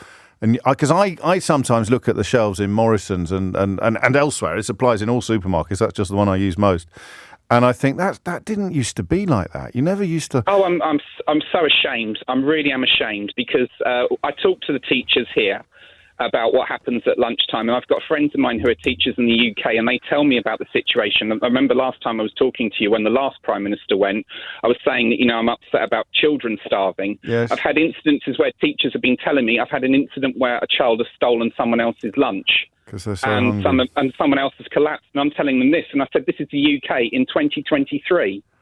Everyone looks at me. No, I hear you, mate. I hear you. You've made up for not being on for a while. You've covered a lot of territory there, Ruben. Oh, thank you. No, I'm grateful to you, and don't leave it so long next time. Ruben, very much one of the people who provided us with sort of eyewitness accounts of what was happening in Italy. I remember when he told us about the barriers that were up in the streets and the parts of the town that you couldn't go to, and we were sitting here thinking, when's Boris Johnson going to get his finger out of his... Yeah, well, just leave it at that, shall we? 11:55 is the time. Emily's in Luton. Emily, what made you pick up the phone? Hi, James. Nice to speak to you. Likewise. I picked up the phone because, number one, I was trying to get on to Mystery Hour last week about this. Oh, really? But I didn't make it through. But no, I think the biggest problem in this country is down to the word snacking. You don't have snacking in Europe the way you have in the UK. Really? Well, yeah. Fair enough. I'll give you an example. I moved to the UK from France in 1994, and I put on near enough a stone in the first year I lived here. And I think it's because you've got... Well, if you've had a big meal, if you've had a proper meal anyway, then you're less likely to snack. And then, so it's chicken and egg, isn't it? You've got the bigger meals, but also the prevalence... Everywhere you turn, someone trying to sell you a chocolate bar or a packet of crisps. Exactly, and I think my father illustrated quite well. He said, look at the packet of crisps, for instance. If you go into France, you buy a large packet of crisps and you share it amongst. It's usually for a picnic or something like that. But in the UK, it's like this is what you have as a snack. Children demand. It's almost like it's like a given that they're going to have a packet of crisps. So there's a few pennies in it everywhere for the companies, and that's why the pressure will be on the government not to make children healthier, but just to make people richer. The ball rolling, absolutely, and it's sad. I see it with my own, my own children. I try to be stern and this and that. And we have Wednesday after school, we go to the corner shop, and Fridays to finish the week, and that's fun, things like that. But I think it's just, I don't know, it's just the amount of snacking. Well, it's hard. You remind us it's hard as a parent. You can see, we can clearly see what the problems are, but we can fall into it with so hard. And forgive me, but did you... I don't know if this is an appropriate question to ask, actually. Well, I was going to ask if you got the weight off again, if you managed to change your behaviour. I did eventually, but I did. But it was more like, I don't know, it's almost like all this stuff was suddenly available on a scale that is available in France. There it is. You do, you're right. You go to a hypermarché And the offer is completely different, and the shelves are groaning under the weight of fresh produce. I think that Ruben and Emily there at the end just really pinning down this topic and the problem of not noticing things are changing because they're happening slowly. 11:57 is the time. Natasha Clark, LBC's political editor, is with us. I'm loath to come to you too early because they were so late starting PMQs last week that even we ran out of waffle. It's hard for us to run out of waffle, isn't it? It's very hard to run out. We are paid for waffle. Well, you're still quite new to waffle, but I've got 20 years of waffling under my belt, and I was straining last week to keep the ship afloat. What's going on? So obviously everybody's talking about the fallout from this Rwanda and migration vote in Westminster today. Is. Nobody outside Westminster. You asked me as the political editor. What is everyone talking about? They are. You're right. No one else outside of Westminster is really talking about it. But yes, inside the House of Commons, everybody is thinking what happens next and what happens next in the next few weeks as the bill comes back over Christmas and New Year. And we're expecting the third reading in committee stages of the bill, which means that it can be amended from both the left of the party and the right of the party in the coming weeks and what that means. And Rishi Sunak has said he is amenable to tightening up this legislation. That's what he said. But he also then said he couldn't give another inch, and this was as far as it could possibly go. So what I'd like Keir Starmer to ask today is which Rishi Sunak was correct. Yes. What do you mean by tightening up the legislation? What could you actually do? And will you bow to that part of your party, those Tory right-wing MPs who, let's face it, they look stupid today. They've got egg on their face because they marched all the way up the hill and then marched all the way back down again and then did not vote this thing down. Yes. So why did that happen? Just because it's a crisis of confidence. They thought that it's like bystander syndrome. They're waiting for someone, because no one came out and said, I'm voting against it. They didn't. There were some people off record saying, I'm minded to vote against it. People like Robert Jenrick were suggesting, friends of his were suggesting that he would vote it down. And in the end, none of them did. They all abstained. They basically wanted to vote as a bloc. They thought it would be a stronger message to all vote together. And their idea being that this is a warning shot to the Prime Minister. If he doesn't take us very seriously, then later on we will come back and we will amend it and we will do this at a later date. So what happened, Natasha? What happened? I think they just lost their bottle. I think they lost their nerve and they decided But Mark Francois is a Spartan.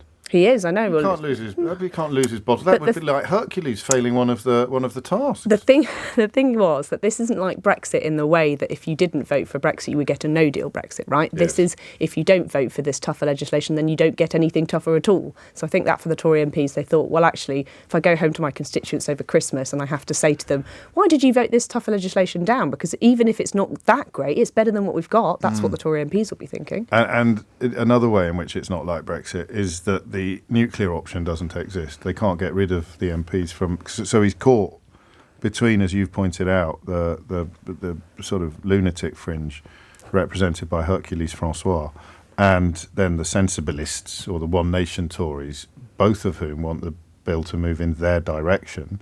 When Johnson found himself in that position, he just fired one side. He got rid of all of the sensibilists. And there's not that many people left in the government anymore, I'm afraid. No, exactly. But equally, there are far more people on the left and the more moderate wing of the Conservative Party than I think people give credit for. They're the quieter ones in the Conservative Party. Well, this is a failure of your profession, isn't it? This is a failure of a lot of media coverage of the Conservatives, and it's a failure of courage on their part in that they haven't piped up much. And they don't. And to be fair, they've barely said anything really about this bill and that they don't like about it. They sort of make these murmurings and then they vote for it anyway. That's why they're called the Conservative Wets, the Tory Wets, because they don't tend to make too much of a big deal about their feelings about these things. They don't feel as strongly. Yeah. I'm always intrigued. I mean, we don't book many guests on this programme, but for a variety of reasons, it's not a judgment on the value of guests. But I'm always intrigued by who producers turn to for certain positions and perspectives to be put forward. And it's still the case that Dominic Grieve, who I think is a brilliant politician, a brilliant speaker, is my guest this week on Full Disclosure, actually.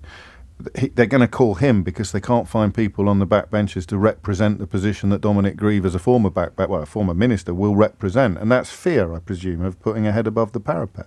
Yeah, I mean, to be fair, I think the government have put up quite a few names this week. The government have. I'm talking about the representatives of the sort of One Nation position that group. Dominic Grieve ends up getting a call from TV and radio producers because people still in Parliament aren't prepared to put their heads above the parapet. Yeah, you hear a lot from Damien Green, you hear a lot from Mark Warman, but you don't hear much. I mean, have you heard of Mark Warman? No. Exactly, there you go. We should get him on the show. Mark, if you're listening, we'd love to hear from you. You can't do that.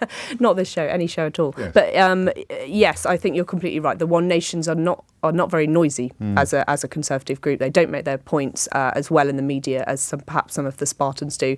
And unlike Marc Francois, they don't call spontaneous random press conferences and refuse to say what they're going to say before they call the press conference, like last night, Marc Francois walking around the House of Commons. It was quite hilarious. We're having a press conference, we're not going to tell the press anything. And then they sort of push each other out the way and step forward and it's your turn, you stand here. Is there no way you could all agree to tell Marc Francois that you're going to come to his press conference and then none of you in the lobby turn up? Could you not arrange that? Would that not be? We would love that, but then we wouldn't be delivering the value to our listeners of what Marc Francois really thinks. You don't get the full effect of Marc Francois on the radio, do you? You don't. He needs to be seen to be believed. There is a visual dimension to his genius and his brilliance that I think sometimes lacks on the radio, where normally, of course, the pictures are better.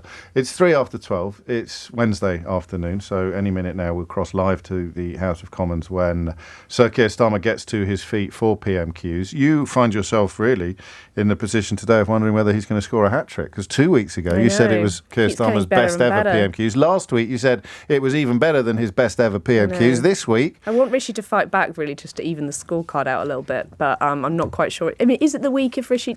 Will he remember? Will he remember what he's supposed to be talking? He seems to have had quite a lot of amnesiacal moments this week. True, but he has had not a bad 12 hours in terms of passing this vote by, I think, a little bit larger of a majority than we were all thinking. All right, so here maybe it is. Let's find out. Go on that.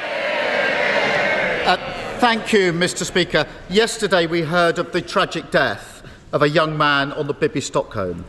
I know the whole House will want to send our deepest condolences to his family and friends. We must never let this happen again. I would also like to mark the retirement of my colleague and friend, Mark Drakeford, the First Minister of Wales. Mark committed his life to public service and lives his values every day. Quietly and patiently, Mark has been a titan of Labour and Welsh politics, and we thank him for his service and wish him well. Mr. Speaker, Christmas is a time of peace on earth and goodwill to all. Has anyone told the Tory party?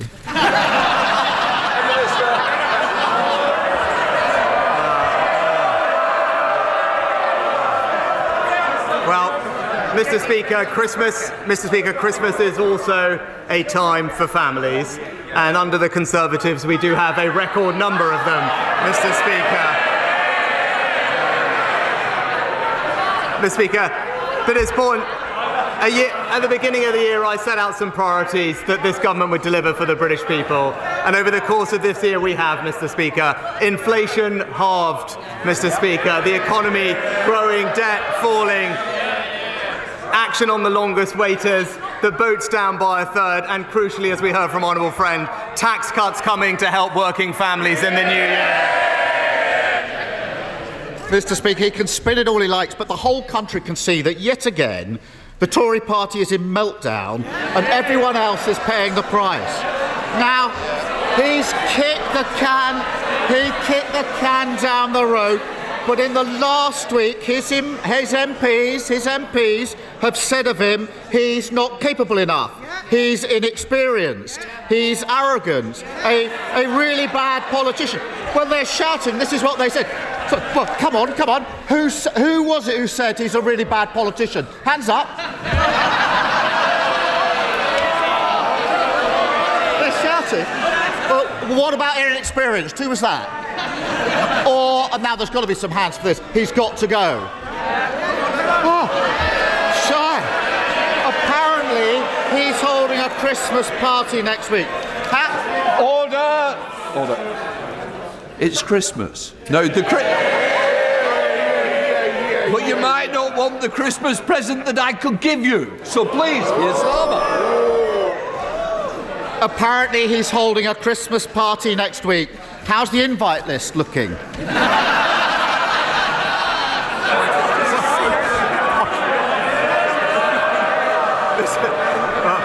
Mr. Speaker, I thank the honourable gentleman for all the comments. What I would say to him, he should hear what they have to say about him, Mr. Speaker.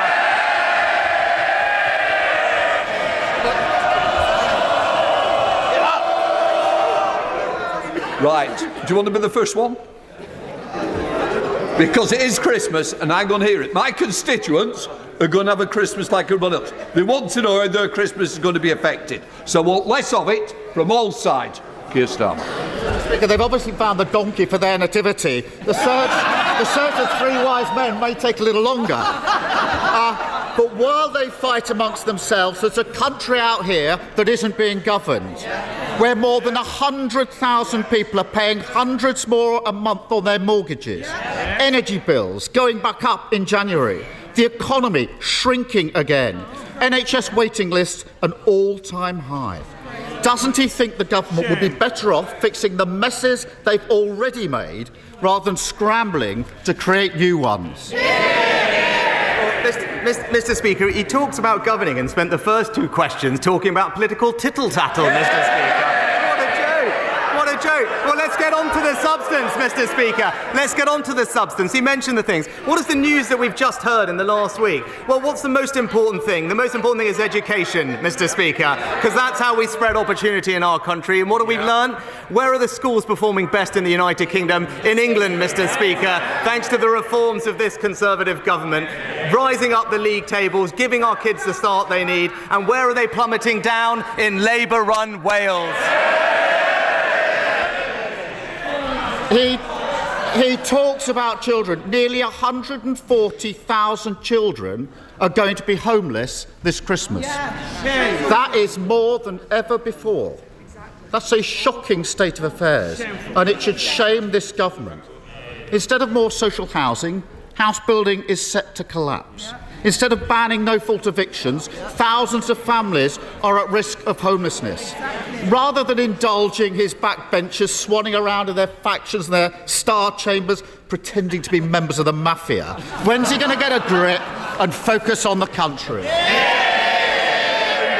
Let's just look at the facts. Let's look at the facts, actually, because rough sleeping in this country is down by 35%, Mr. Speaker, since its peak, thanks to the efforts of this government. There are hundreds of thousands of fewer children in poverty today, thanks to this government, Mr. Speaker. And when it comes to home building, again, what is he doing? We just had the data this last week. In the last year, an almost record number of new homes delivered, Mr. Speaker, more than in any year of the last Labour government. 140,000 children homeless this Christmas, and he's utterly tone deaf. And the rise in homelessness shows how these Tory crises merge and grow and damage the country. Families like the Bradys in Wiltshire, both parents working full-time, with two young children, forced out of their home of 15 years by a no-fault eviction, now living in their van. Or 11-year-old Liam Walker, homeless this Christmas. He wrote a letter to Santa saying, "Please, can I have a forever home? I don't want any new toys. I just want all my old toys out of storage. I just want us to be happy again." Is there anything that could shame this government into putting the country first? Then it's surely this little boy. Mr. Speaker, if he really cared about building homes... No. If he really cared about building homes, when there was an opportunity in this House, Mr. Speaker, in this House, to back our plans to reform defective EU laws, to unlock 100,000 new homes, Mr. Speaker, what did he do? What did he do? He went in front of the cameras and said one thing and came in here and blocked it. Typical shameless opportunism. Thank you, Mr. Speaker. He hasn't finished. As the world's... One more. Mr. Speaker, is that really his Christmas message to Liam? Cocooned in his party management breakfast. He just can't see the country. Order. Mr. Cleverly, please. It's Christmas. I want a little bit of silence, and I'm going to get it one way or another, and that goes to each side. Keir Starmer. Cocooned in his party management breakfast, he just can't see the country in front of him and what they've done. I'll finish by thanking hard-working families across Britain who kept our country going. It's been an impossibly difficult year for so many. I want to pay special tribute to our key workers, particularly those in the emergency services and those serving abroad in our forces, who, even at this time of year, are doing the vital work of protecting their country. I wish everyone, including the members opposite, a very happy and peaceful New Year. Will the Prime Minister join me? Prime Minister. I think, Mr. Speaker, he missed that I paid tribute to our emergency workers at the beginning of the session, Mr. Speaker. But let's see, because I think it is important, because he talked about working families. Of course, Mr. Speaker, I want to make sure that we support working families, and that's what we're actually delivering, Mr. Speaker, because all he has to offer them is borrowing £28 billion a year. Which all it will do is push up their mortgage rates and push up their taxes. Meanwhile, what have we done? Delivered tax cuts for millions of working families, boosted the national living wage, Mr. Speaker, recruited 50,000 more nurses, 20,000 more police officers, improved our schools. We've cut the cost of net zero for those working families. We've cut the boat crossings by a third and we've halved inflation. And that's the difference, Mr. Speaker. We're getting on and delivering for working Britain.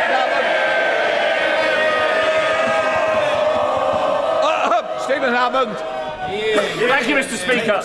As the world struggles to agree the future of the 1.5 commitment, in Wimbledon we're keen to do our bit. So to help my campaign to make EV charging access more widespread, can I ask my Right Honourable friend for 2 early Christmas presents? Will you speak to our Right Honourable friend the Chancellor to ask him to look again at the unfair differential rates of VAT on public and private charging points? And will he ask our friend, our Right Honourable friend, the Levelling Up Secretary, to look at the bylaws that stop local councils making on-street parking and charging more accessible? Well, Mr. Speaker, I'm happy to tell my honourable friend that the Chancellor has already authorised over £2 billion of investment to support our transition to zero-emission vehicles, and we are well on track to reach 300,000 charge points by 2030. And I can also tell him that we will consult on amending the National Planning Policy Framework to make sure that it prioritises the rollout of charge points, on top of the funding of almost £400 million to support local authorities, spread these out so all our families have access to them when they need.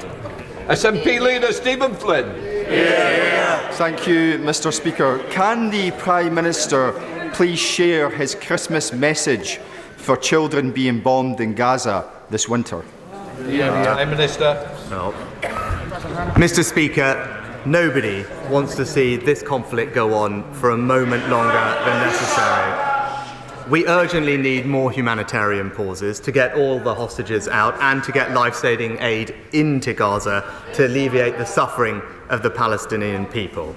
And we have been consistent that we support what is a sustainable ceasefire, which means Hamas must stop launching rockets into Israel and release all the hostages. Stephen Flynn. Mr. Speaker, if the current actions of the Israeli government continue, then it is estimated that almost 1,400 more children will die between now and Christmas Day. Now, in the United Nations last night, our friends and allies in France, in Ireland, in Canada, in Spain and in Australia, they joined with 148 other nations to vote with courage, care and compassion for a ceasefire. The UK, they shamefully abstained. How can the Prime Minister possibly explain why 153 nations are wrong, yet Westminster is right? Mr. Speaker, as I've said consistently, we're deeply concerned about the devastating impact of the fighting in Gaza on the civilian population. Too many people have lost their lives already, and this is something that we've stressed, and I've stressed personally to Prime Minister Netanyahu just last week. What we are doing practically is to get more aid into Gaza, Mr. Speaker. The Foreign Secretary is appointing a UK humanitarian coordinator, and in my conversations last week with Prime Minister Netanyahu, I pressed him on opening up the Kerem Shalom crossing so that more aid can flow in, and we are actively exploring the opportunity for maritime corridors, something that the UK is well placed to lead, and I can give him my assurance that we will work night and day to get more aid to those who desperately need it. Dr. Neil Hudson. Thank you, Mr. Speaker. We expect our young folk to remain in education. 17 minutes after 12 is the time, and well, we shall pick over the bones of that rather extraordinary in some ways PMQs after this. 20 minutes after 12 is the time. Natasha Clark, LBC's political editor, is with me. I'm not quite sure what we just witnessed there. Who is that man? I don't recognise him. I'm actually appearing at the Comedy Store tonight, which is pretty unlikely, I grant you, and highly incongruous, although I'm not expected to do actual comedy. Are you sure? Pretty sure. Keir Starmer was doing stand-up there. He was having a proper panto moment, yes. Wasn't he? It was and end of term dealing with Christmas. hecklers in quite an effective fashion. Yeah, James Cleverly nonetheless, heckling him from the front bench and being repeatedly told off by the Speaker to calm down. Yeah, absolute panto season. I think a Christmas wrap-up of what has been a bit of a terrible year worked quite well for Keir Starmer, with lots and lots of jokes, lots of puns thrown in there. And he's just getting more comfortable with making these jokes, isn't he? Yes, and he's appearing to be more at ease at Prime Minister's questions. And I remember when he first got up Prime Minister's questions, he came across as really lawyery and, you know, like he was facing another lawyer in a courtroom, and it didn't quite work. And he's clearly taken on some good advice from his advisors lately. And apparently some of these jokes and this new shift in strategy is all coming from him. People in the Labour Party are saying. Really? Yeah, they're saying this. He's just decided he wants people. Well, do you know, Natasha, that quite a few people who have... So I've interviewed him on stage and found a very different human being from the one that I see being interviewed, even on the radio, even when I'm doing the interview myself on the radio. So he's perhaps he's realised that he needs to be more like he actually is outside, so to speak. Yeah, and I mean, all the focus groups say, Keir Starmer's a bit boring, isn't he? So maybe he's trying to be a bit less boring, maybe it's that. But I think it is working. But it's authentic. So, yeah. I mean, quite a lot of people picking up on that. I'll choose Pete. Starmer was powerful, amusing, intelligent and engaging. Sunak seemed to just be petulant in response, because there's nothing worse than trying to be funny or trying to deliver a scripted joke and not being very good at it. But that's what he used to do. Yes, exactly. He used to try really hard to do that, and he used to try really hard to be, this cool, funny man, but it just didn't come across. But now it feels like he actually is. And like I say, I don't know what's changed, but clearly, whether it's he's feeling more confident, whether the polls, and obviously, coming up to the end of the year, and as we look into 2024 at an election, maybe he's just feeling a bit more confident about his chances of winning another election. But he was incredibly good just then, going from making very serious points to making very funny points without it sounding too crass. He wasn't sounding too pessimistic as well. He was pointing out that Britain's had a really difficult year. There's got lots of problems, but without sounding too moaning Minnie about it. Yeah, or even celebratory. Because the other lot are having a nightmare. You can sometimes sound as if you're crowing. Exactly, and he didn't sound like that at all. I think he got the tone pretty much bang on right, and then proper it worked poignancy at the end there. And then up Stephen Flynn to just slap Rishi Sunak around the head with the Israel-Gaza scenario, and Sunak sounding... I mean, Joe Biden's probably moved further towards criticising Israel than Rishi Sunak has managed to do in the last 24 hours. Yeah, I do note that Rishi Sunak just then said, we support a ceasefire in these certain circumstances. That felt like a little bit of a shift on the Gaza to me in terms of his language. So there was that. But yes, he did absolutely body blow him with that. Why are 153 countries right to call for a ceasefire, but we are not? That's a fantastic way of asking that question.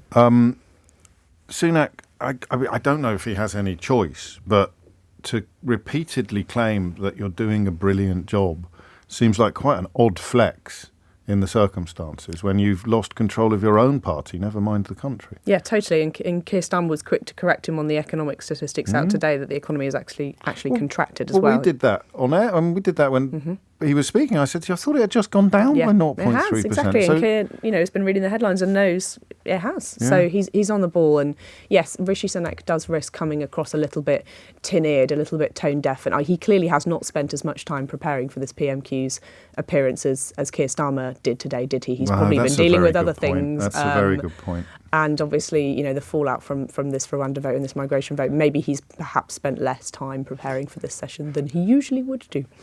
Martin suggests Starmer's gone from Kavanagh QC to My Cousin Vinny. That's Martin in Katsuri. I love that film, My Cousin Vinny.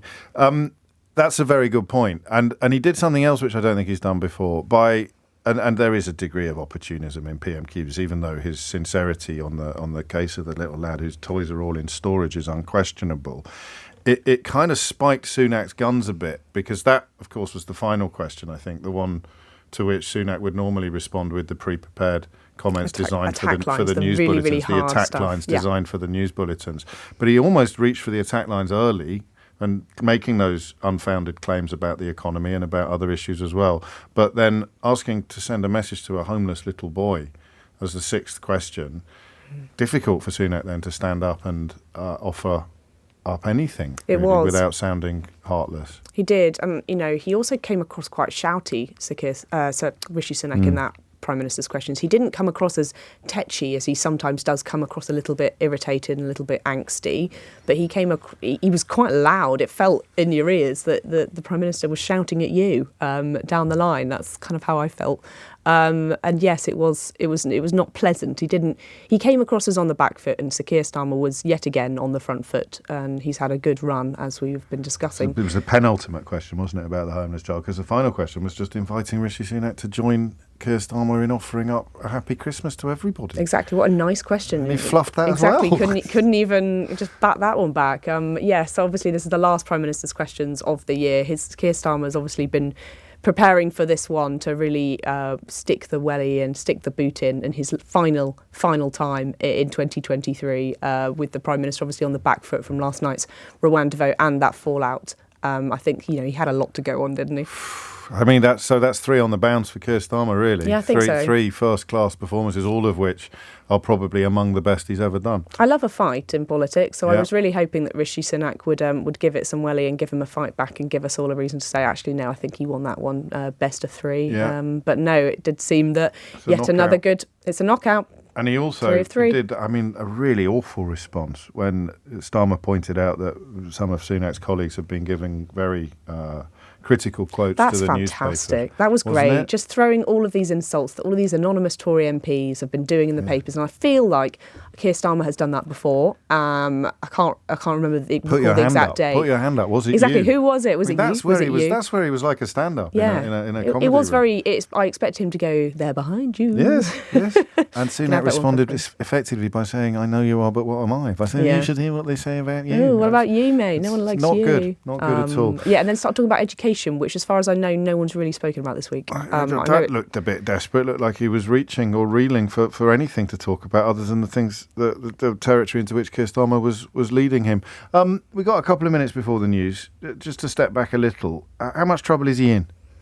I think he's still in a bit of trouble. I mean, the fact that we had quite a chunky number of Conservatives abstain on that vote last night, so 37 if you include the people who were slipped, 29 if you include the people who did not have an excuse not to be there. That's a sizable chunky majority, but the fact that they blinked in the face of that vote last night, instead of voting it down, they decided, let's just abstain against it, shows that actually I think number 10 today will be saying, actually, we feel a little bit more confident that the rebels probably don't have the numbers to get an amendment through to try and wreck this legislation. And actually, I think they will be sleeping a bit better in the next few days. And is there a clock ticking? I mean, it's so hard to work out which deadlines apply here. The next election is as yet unspecified date. Mm-hmm. Getting planes into the air before it, they've bet the house on, albeit that I'm not persuaded at all that the public are remotely as interested in that prospect or as concerned by that prospect as the Conservative Party has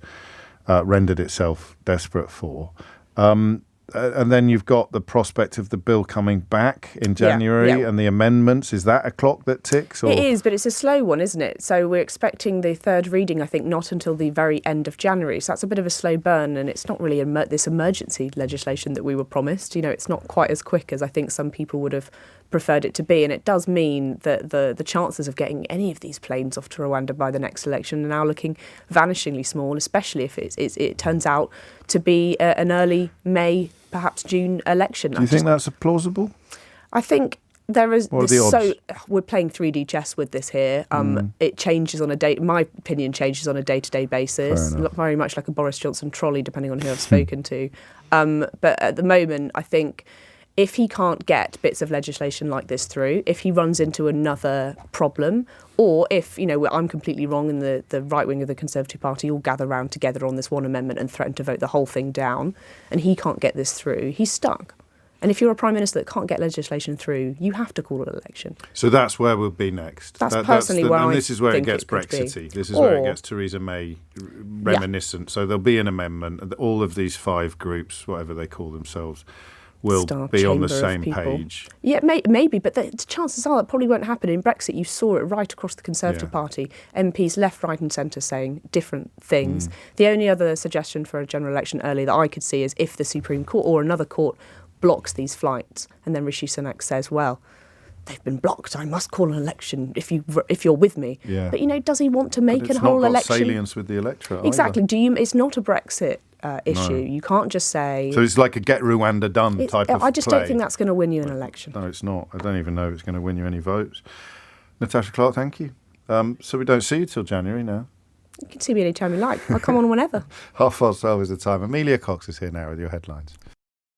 12:35 is the time. You're listening to James O'Brien on LBC. And if you make a habit of doing so, you will be aware of the case of Jimmy Lai, a British citizen who has been in prison now for over 3 years after being arrested at the offices of the newspaper that he owned, Apple Daily, in Hong Kong. And you'll know about Jimmy's story because of his son Sebastian's tireless efforts to persuade the British government to call for his dad's release. And until very recently, the British government and successive foreign secretaries, of course, including James Cleverly, had, been deaf to your pleas, Sebastian, but with the appointment of David Cameron, things seem to have changed. Yeah, so we met David Cameron yesterday night. So, incredibly grateful that we're finally meeting our Foreign Secretary. And you put your case, he's not going to be unaware of your dad's situation or unaware of what you want. Yeah. So there's progress, but we can't let the perfect be the enemy of the good. You didn't come out of there with a cast iron demand from the Foreign Secretary that China release your dad immediately. Well, it's definitely moving in the right direction. The Foreign Secretary mentioned that he spoke to Wang Yi, his counterpart in China, about it. So the case has been raised. They posted a picture afterwards with me and Lord Cameron saying that they stand by my father's side. So we're very optimistic. Obviously, actions speak louder than words. So we'll see what is going to happen, especially when his trial is going to happen on Monday, on the 18th. But optimistic and just grateful that finally this case is being seen as a priority. You seem a little lighter than you did last time I saw you. I really do. I really do because when you have your country behind you, I can't tell you what it means psychologically. Just to know that I might one day see my father again, especially this close to Christmas. Also, Cameron was pretty clear about the UK government's opposition to the national security law, which isn't a revelation necessarily, but to see it laid out in such explicit terms certainly won't go down well in Beijing. Yeah. It's been international. I mean, the law has been internationally decried. The security minister actually recently boasted that there was a 100% conviction rate. No jury, 3 government-appointed judges. And this is the law under which your dad is charged, and you mentioned the trial's on Monday. Exactly, that's correct. And he stands a maximum sentence of life imprisonment, but even if he gets 10 years at 76, it's basically the same. Just celebrated a birthday, I think. On the 8th of December. And I know I ask you this every time, but what levels of contact have you had with him since his imprisonment, for people who don't know? Yeah, of course. So because of how broadly worded the national security law is, I haven't been able to go back. Well, actually, it would be more accurate to say that I can go back. I just probably wouldn't be able to leave again. So I haven't seen him in 3 years. The last time I saw him was the pictures that Associated Press posted of him. He was skinnier and more frail, and it's a reminder of his age. But also, it was the first time I saw him in 3 years, so I was just happy to get those pictures. Of course. And the trial, I mean, it could go on for months, as I understand. Yeah. So at the moment, there's been estimates of around 80 days. And how does it work, Sebastian? Is it televised? Is it behind closed doors? What will your dad be facing? So it's a trial in an open court, right? But there has been instances, especially in the trial of the 47 that recently happened, where journalists have not been able to get in. We should mention Quilleen Gallagher and her colleagues at the Doughty Street Chambers, who've been leading the international legal team for you and for your father. But there's not a lot they can do in the context of a trial in Hong Kong, is there? Oh, they no. So because of the work that we've been doing, they've also been threatened. Yes. So they have no contact with the domestic legal team and cannot go to Hong Kong without threat of safety. So what's the best case scenario now? So.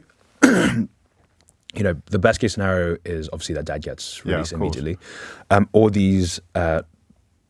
The thing with the legal system now in Hong Kong is that they'll keep you in as long as they want to, and write the text around all of that stuff. You could see with the previous convictions that my father has faced. One was for lighting a candle and saying a prayer at a Tiananmen Square vigil to commemorate the Tiananmen Square massacre of '89, and for that he got 13 months. Completely ridiculous. The other one was the landlord-tenant violation, a lease violation, that was then criminalized, and he got 5 years 9 months for that. Right. The US instantly called that out. It's entirely disproportionate, but it shows you that that's the strategy of the Hong Kong government. They will have an idea of the date that they want him to stay in prison, and then they will just write the text afterwards. I know that you've said that you think that the UK will shortly add its voice to calls for your dad's immediate and unconditional release, and clearly you can only share some of the details of your conversation with David Cameron. But what do you think has changed? Why has there been this? Because the last few times I've seen you, you've been quite downcast. You're certainly never going to give up. That much has been clear since your dad's case first came to my attention. I've seen the absolute commitment to the cause that you have. But from the other side of the fence, from Whitehall, from Westminster, what do you think changed? Is it just a change of personnel in the Foreign Office, or is there something going on below the surface? Again, we hope that the UK government joins the call in calling for my father's release. As I mentioned before, the US government has, the Canadian just recently passed a resolution calling for my father's release. EU Parliament obviously has, and it will be such a show of moral clarity of standing behind a British citizen who stood for all the values that we here believe in, and decided to stand for these values, even though his life was being threatened and is now in jail. I can't speculate on the change, but it was a very, very optimistic meeting that I had with Lord Cameron, and he's obviously new to this job, so I'm very optimistic. We've got a couple more minutes actually, so I'd ask you a couple of questions I haven't asked you before. Your life, your own life, Sebastian, is pretty much on hold, is it? Are you campaigning? So full time. So it takes up a lot of time. I'm currently based in Taiwan, but life goes on in some sense. Obviously the Christmases and stuff, like you realize that there's a big part of that's still in Hong Kong. But yeah, we're living there happily, and I try to keep strong. Yes, of course. But this is effectively your job. This is well. So no, I also have a day job. Right. Yeah. Okay. I'm just checking. Yeah. It's coming up to 12:44. Next time I see you, then we may have the best news of all. I would hope so. I would hope so too. Yeah, and you know, I think that your continued support obviously has been incredibly. It's the least we could do. You were on with Sangeeta at the weekend as well. You hit the big time. Yeah, you got onto one of the popular LBC shows finally after all this time. Sebastian Lloyd, good luck, mate. Seriously, stay safe and have a cracking Christmas. You are listening to James O'Brien on LBC. The time now is just coming up to 12:44. 12:47 is the time. You are listening to James O'Brien on LBC. Like the man said, I spent some time yesterday with a foreign diplomat, a fascinating chap, and he said something to me that hadn't actually occurred to me before. He said that the person who's benefiting most in many ways from the situation in Gaza, the continuing bombardment in Gaza, is Vladimir Putin. And I thought for a minute, what are you talking about? And then I sort of realised, yes, of course. Of course, we've all taken our eyes off Ukraine. The attention of the world has moved. It returned this week in Washington, at least, when Joe Biden suffered some resistance to attempt. So Hungary are causing problems in the European Union, and the Republicans are causing problems with America for allies of Ukraine and their attempts to provide more support. $200 million in security aid for Ukraine signed off by Joe Biden during Volodymyr Zelensky's visit, but the White House has now warned that the pot is running dry without new bills passed to greenlight more aid. The pledge to back Kyiv for, quotes, as long as it takes, it looks a little shakier perhaps than it did when he first made it. 12:48 is the time. You're, as I mentioned, turning our attention now to the Ukraine situation, and helped once again by Anthony King, who's a professor in security studies at the University of Exeter. There's two lines of conversation really, Anthony. One about what's actually going on in Ukraine, given that we are as a sort of community paying a little bit less attention to it than we were before October the 7th. And secondly, the details of the significance of what's going on in America. So you can choose which one you want to start with. Well, should we start with Ukraine first? Yeah. I think that's worth. So I mean, absolutely, as you said, people have taken their eye off Ukraine, pretty understandably, with the terrible situation in Gaza. But it is actually quite concerning what's going on there. So the Ukrainians tried their counteroffensive this summer. Pretty predictably, it was less effective. It was slightly more disappointing than a lot of people thought, but that was actually pretty predictable given their lack of air power, etc. But actually, from October, the situation on the ground there is actually, I would put it, become quite concerning. So the Russians are seeking a series of counterattacks, especially around the town of Avdiivka. These have cost them a lot of people. The Americans estimate they've lost 20,000 casualties. But that town looks like it's going to fall.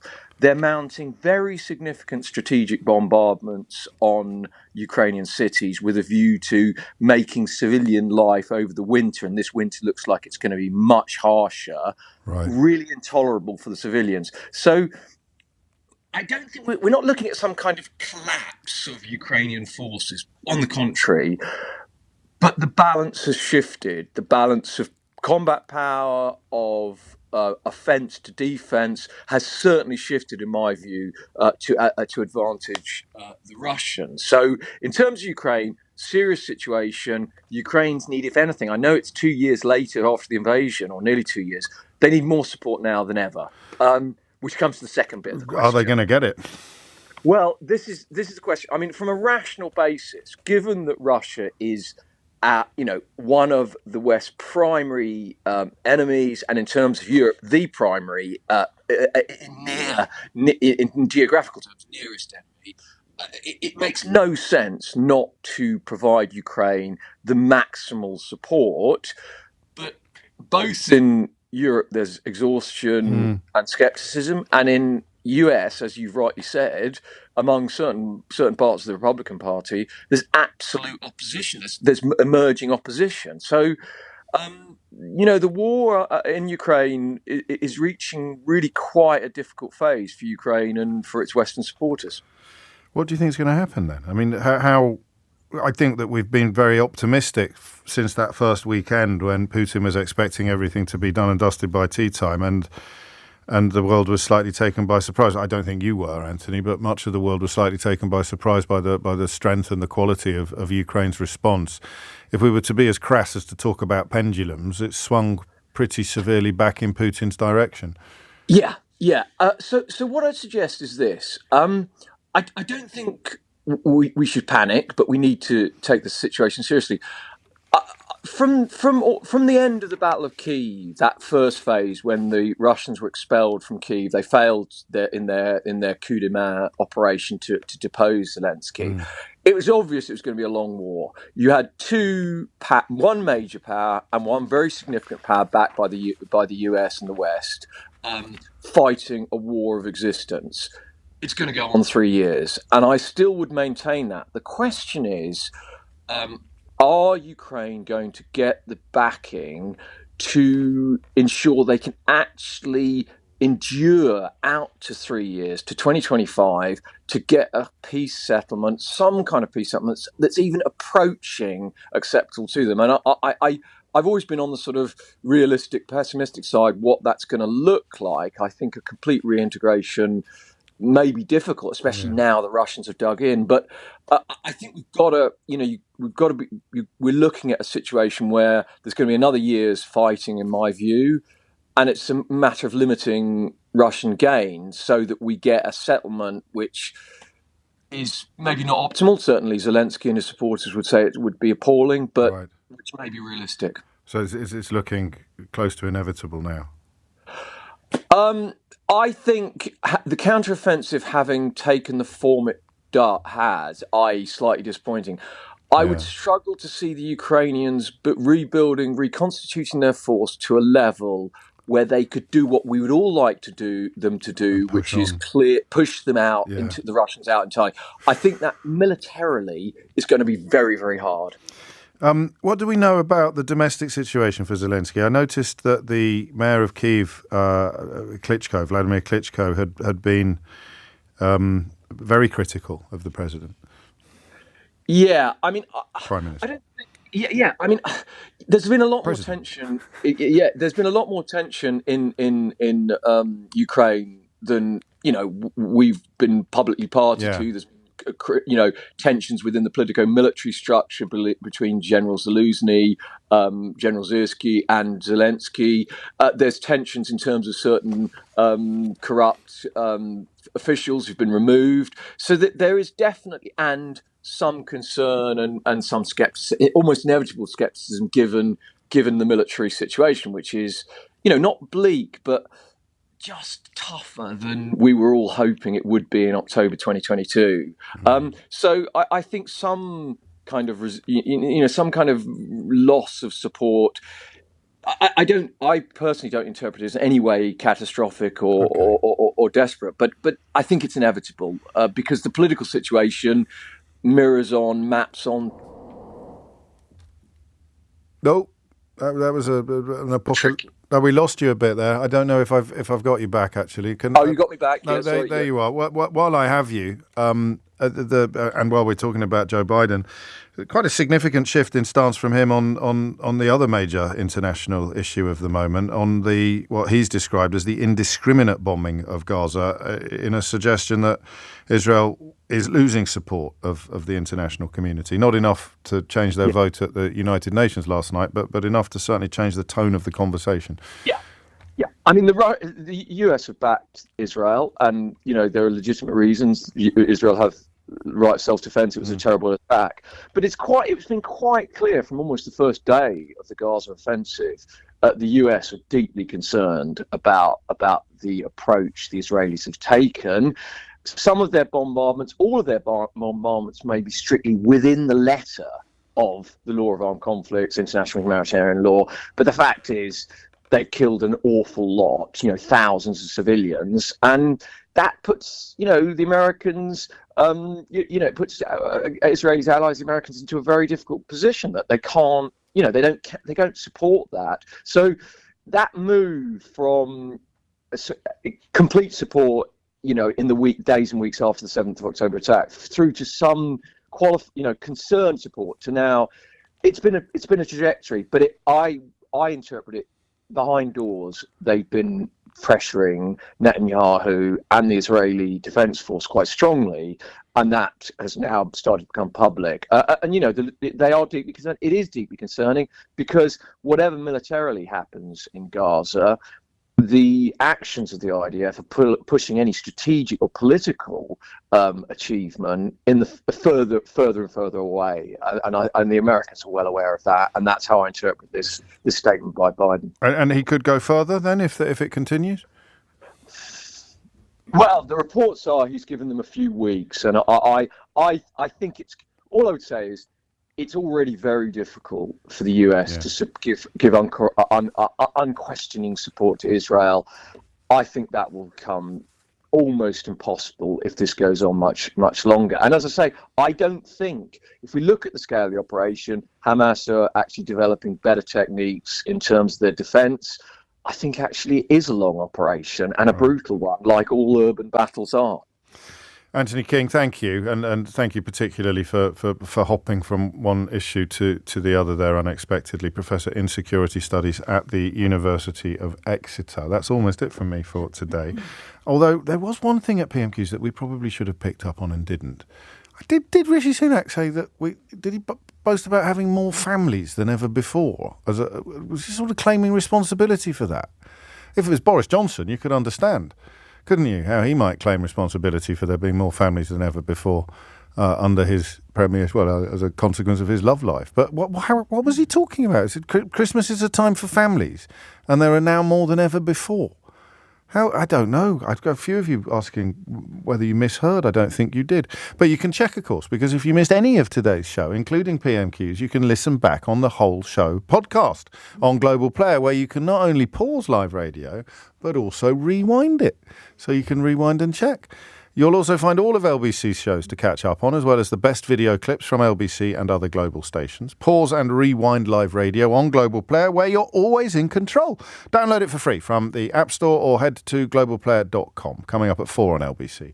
It's Tom Swarbrick, but now it's time for Sheila Fogarty. Thank you very much, James. Sheila Fogarty. Thank you very much, James. Sheila Fogarty. Thank you very much, James. Sheila Fogarty. Thank you very much, James. Sheila Fogarty. Thank you very much, James. Sheila Fogarty. Thank you very much, James. Sheila Fogarty. Thank you very much, James. Sheila Fogarty. Thank you very much, James. Sheila Fogarty. Thank you very much, James. Sheila Fogarty. Thank you very much, James. Sheila Fogarty. Thank you very much, James. Sheila Fogarty. Thank you very much, James. Sheila Fogarty. Thank you very much, James. Sheila Fogarty. Thank you very much, James.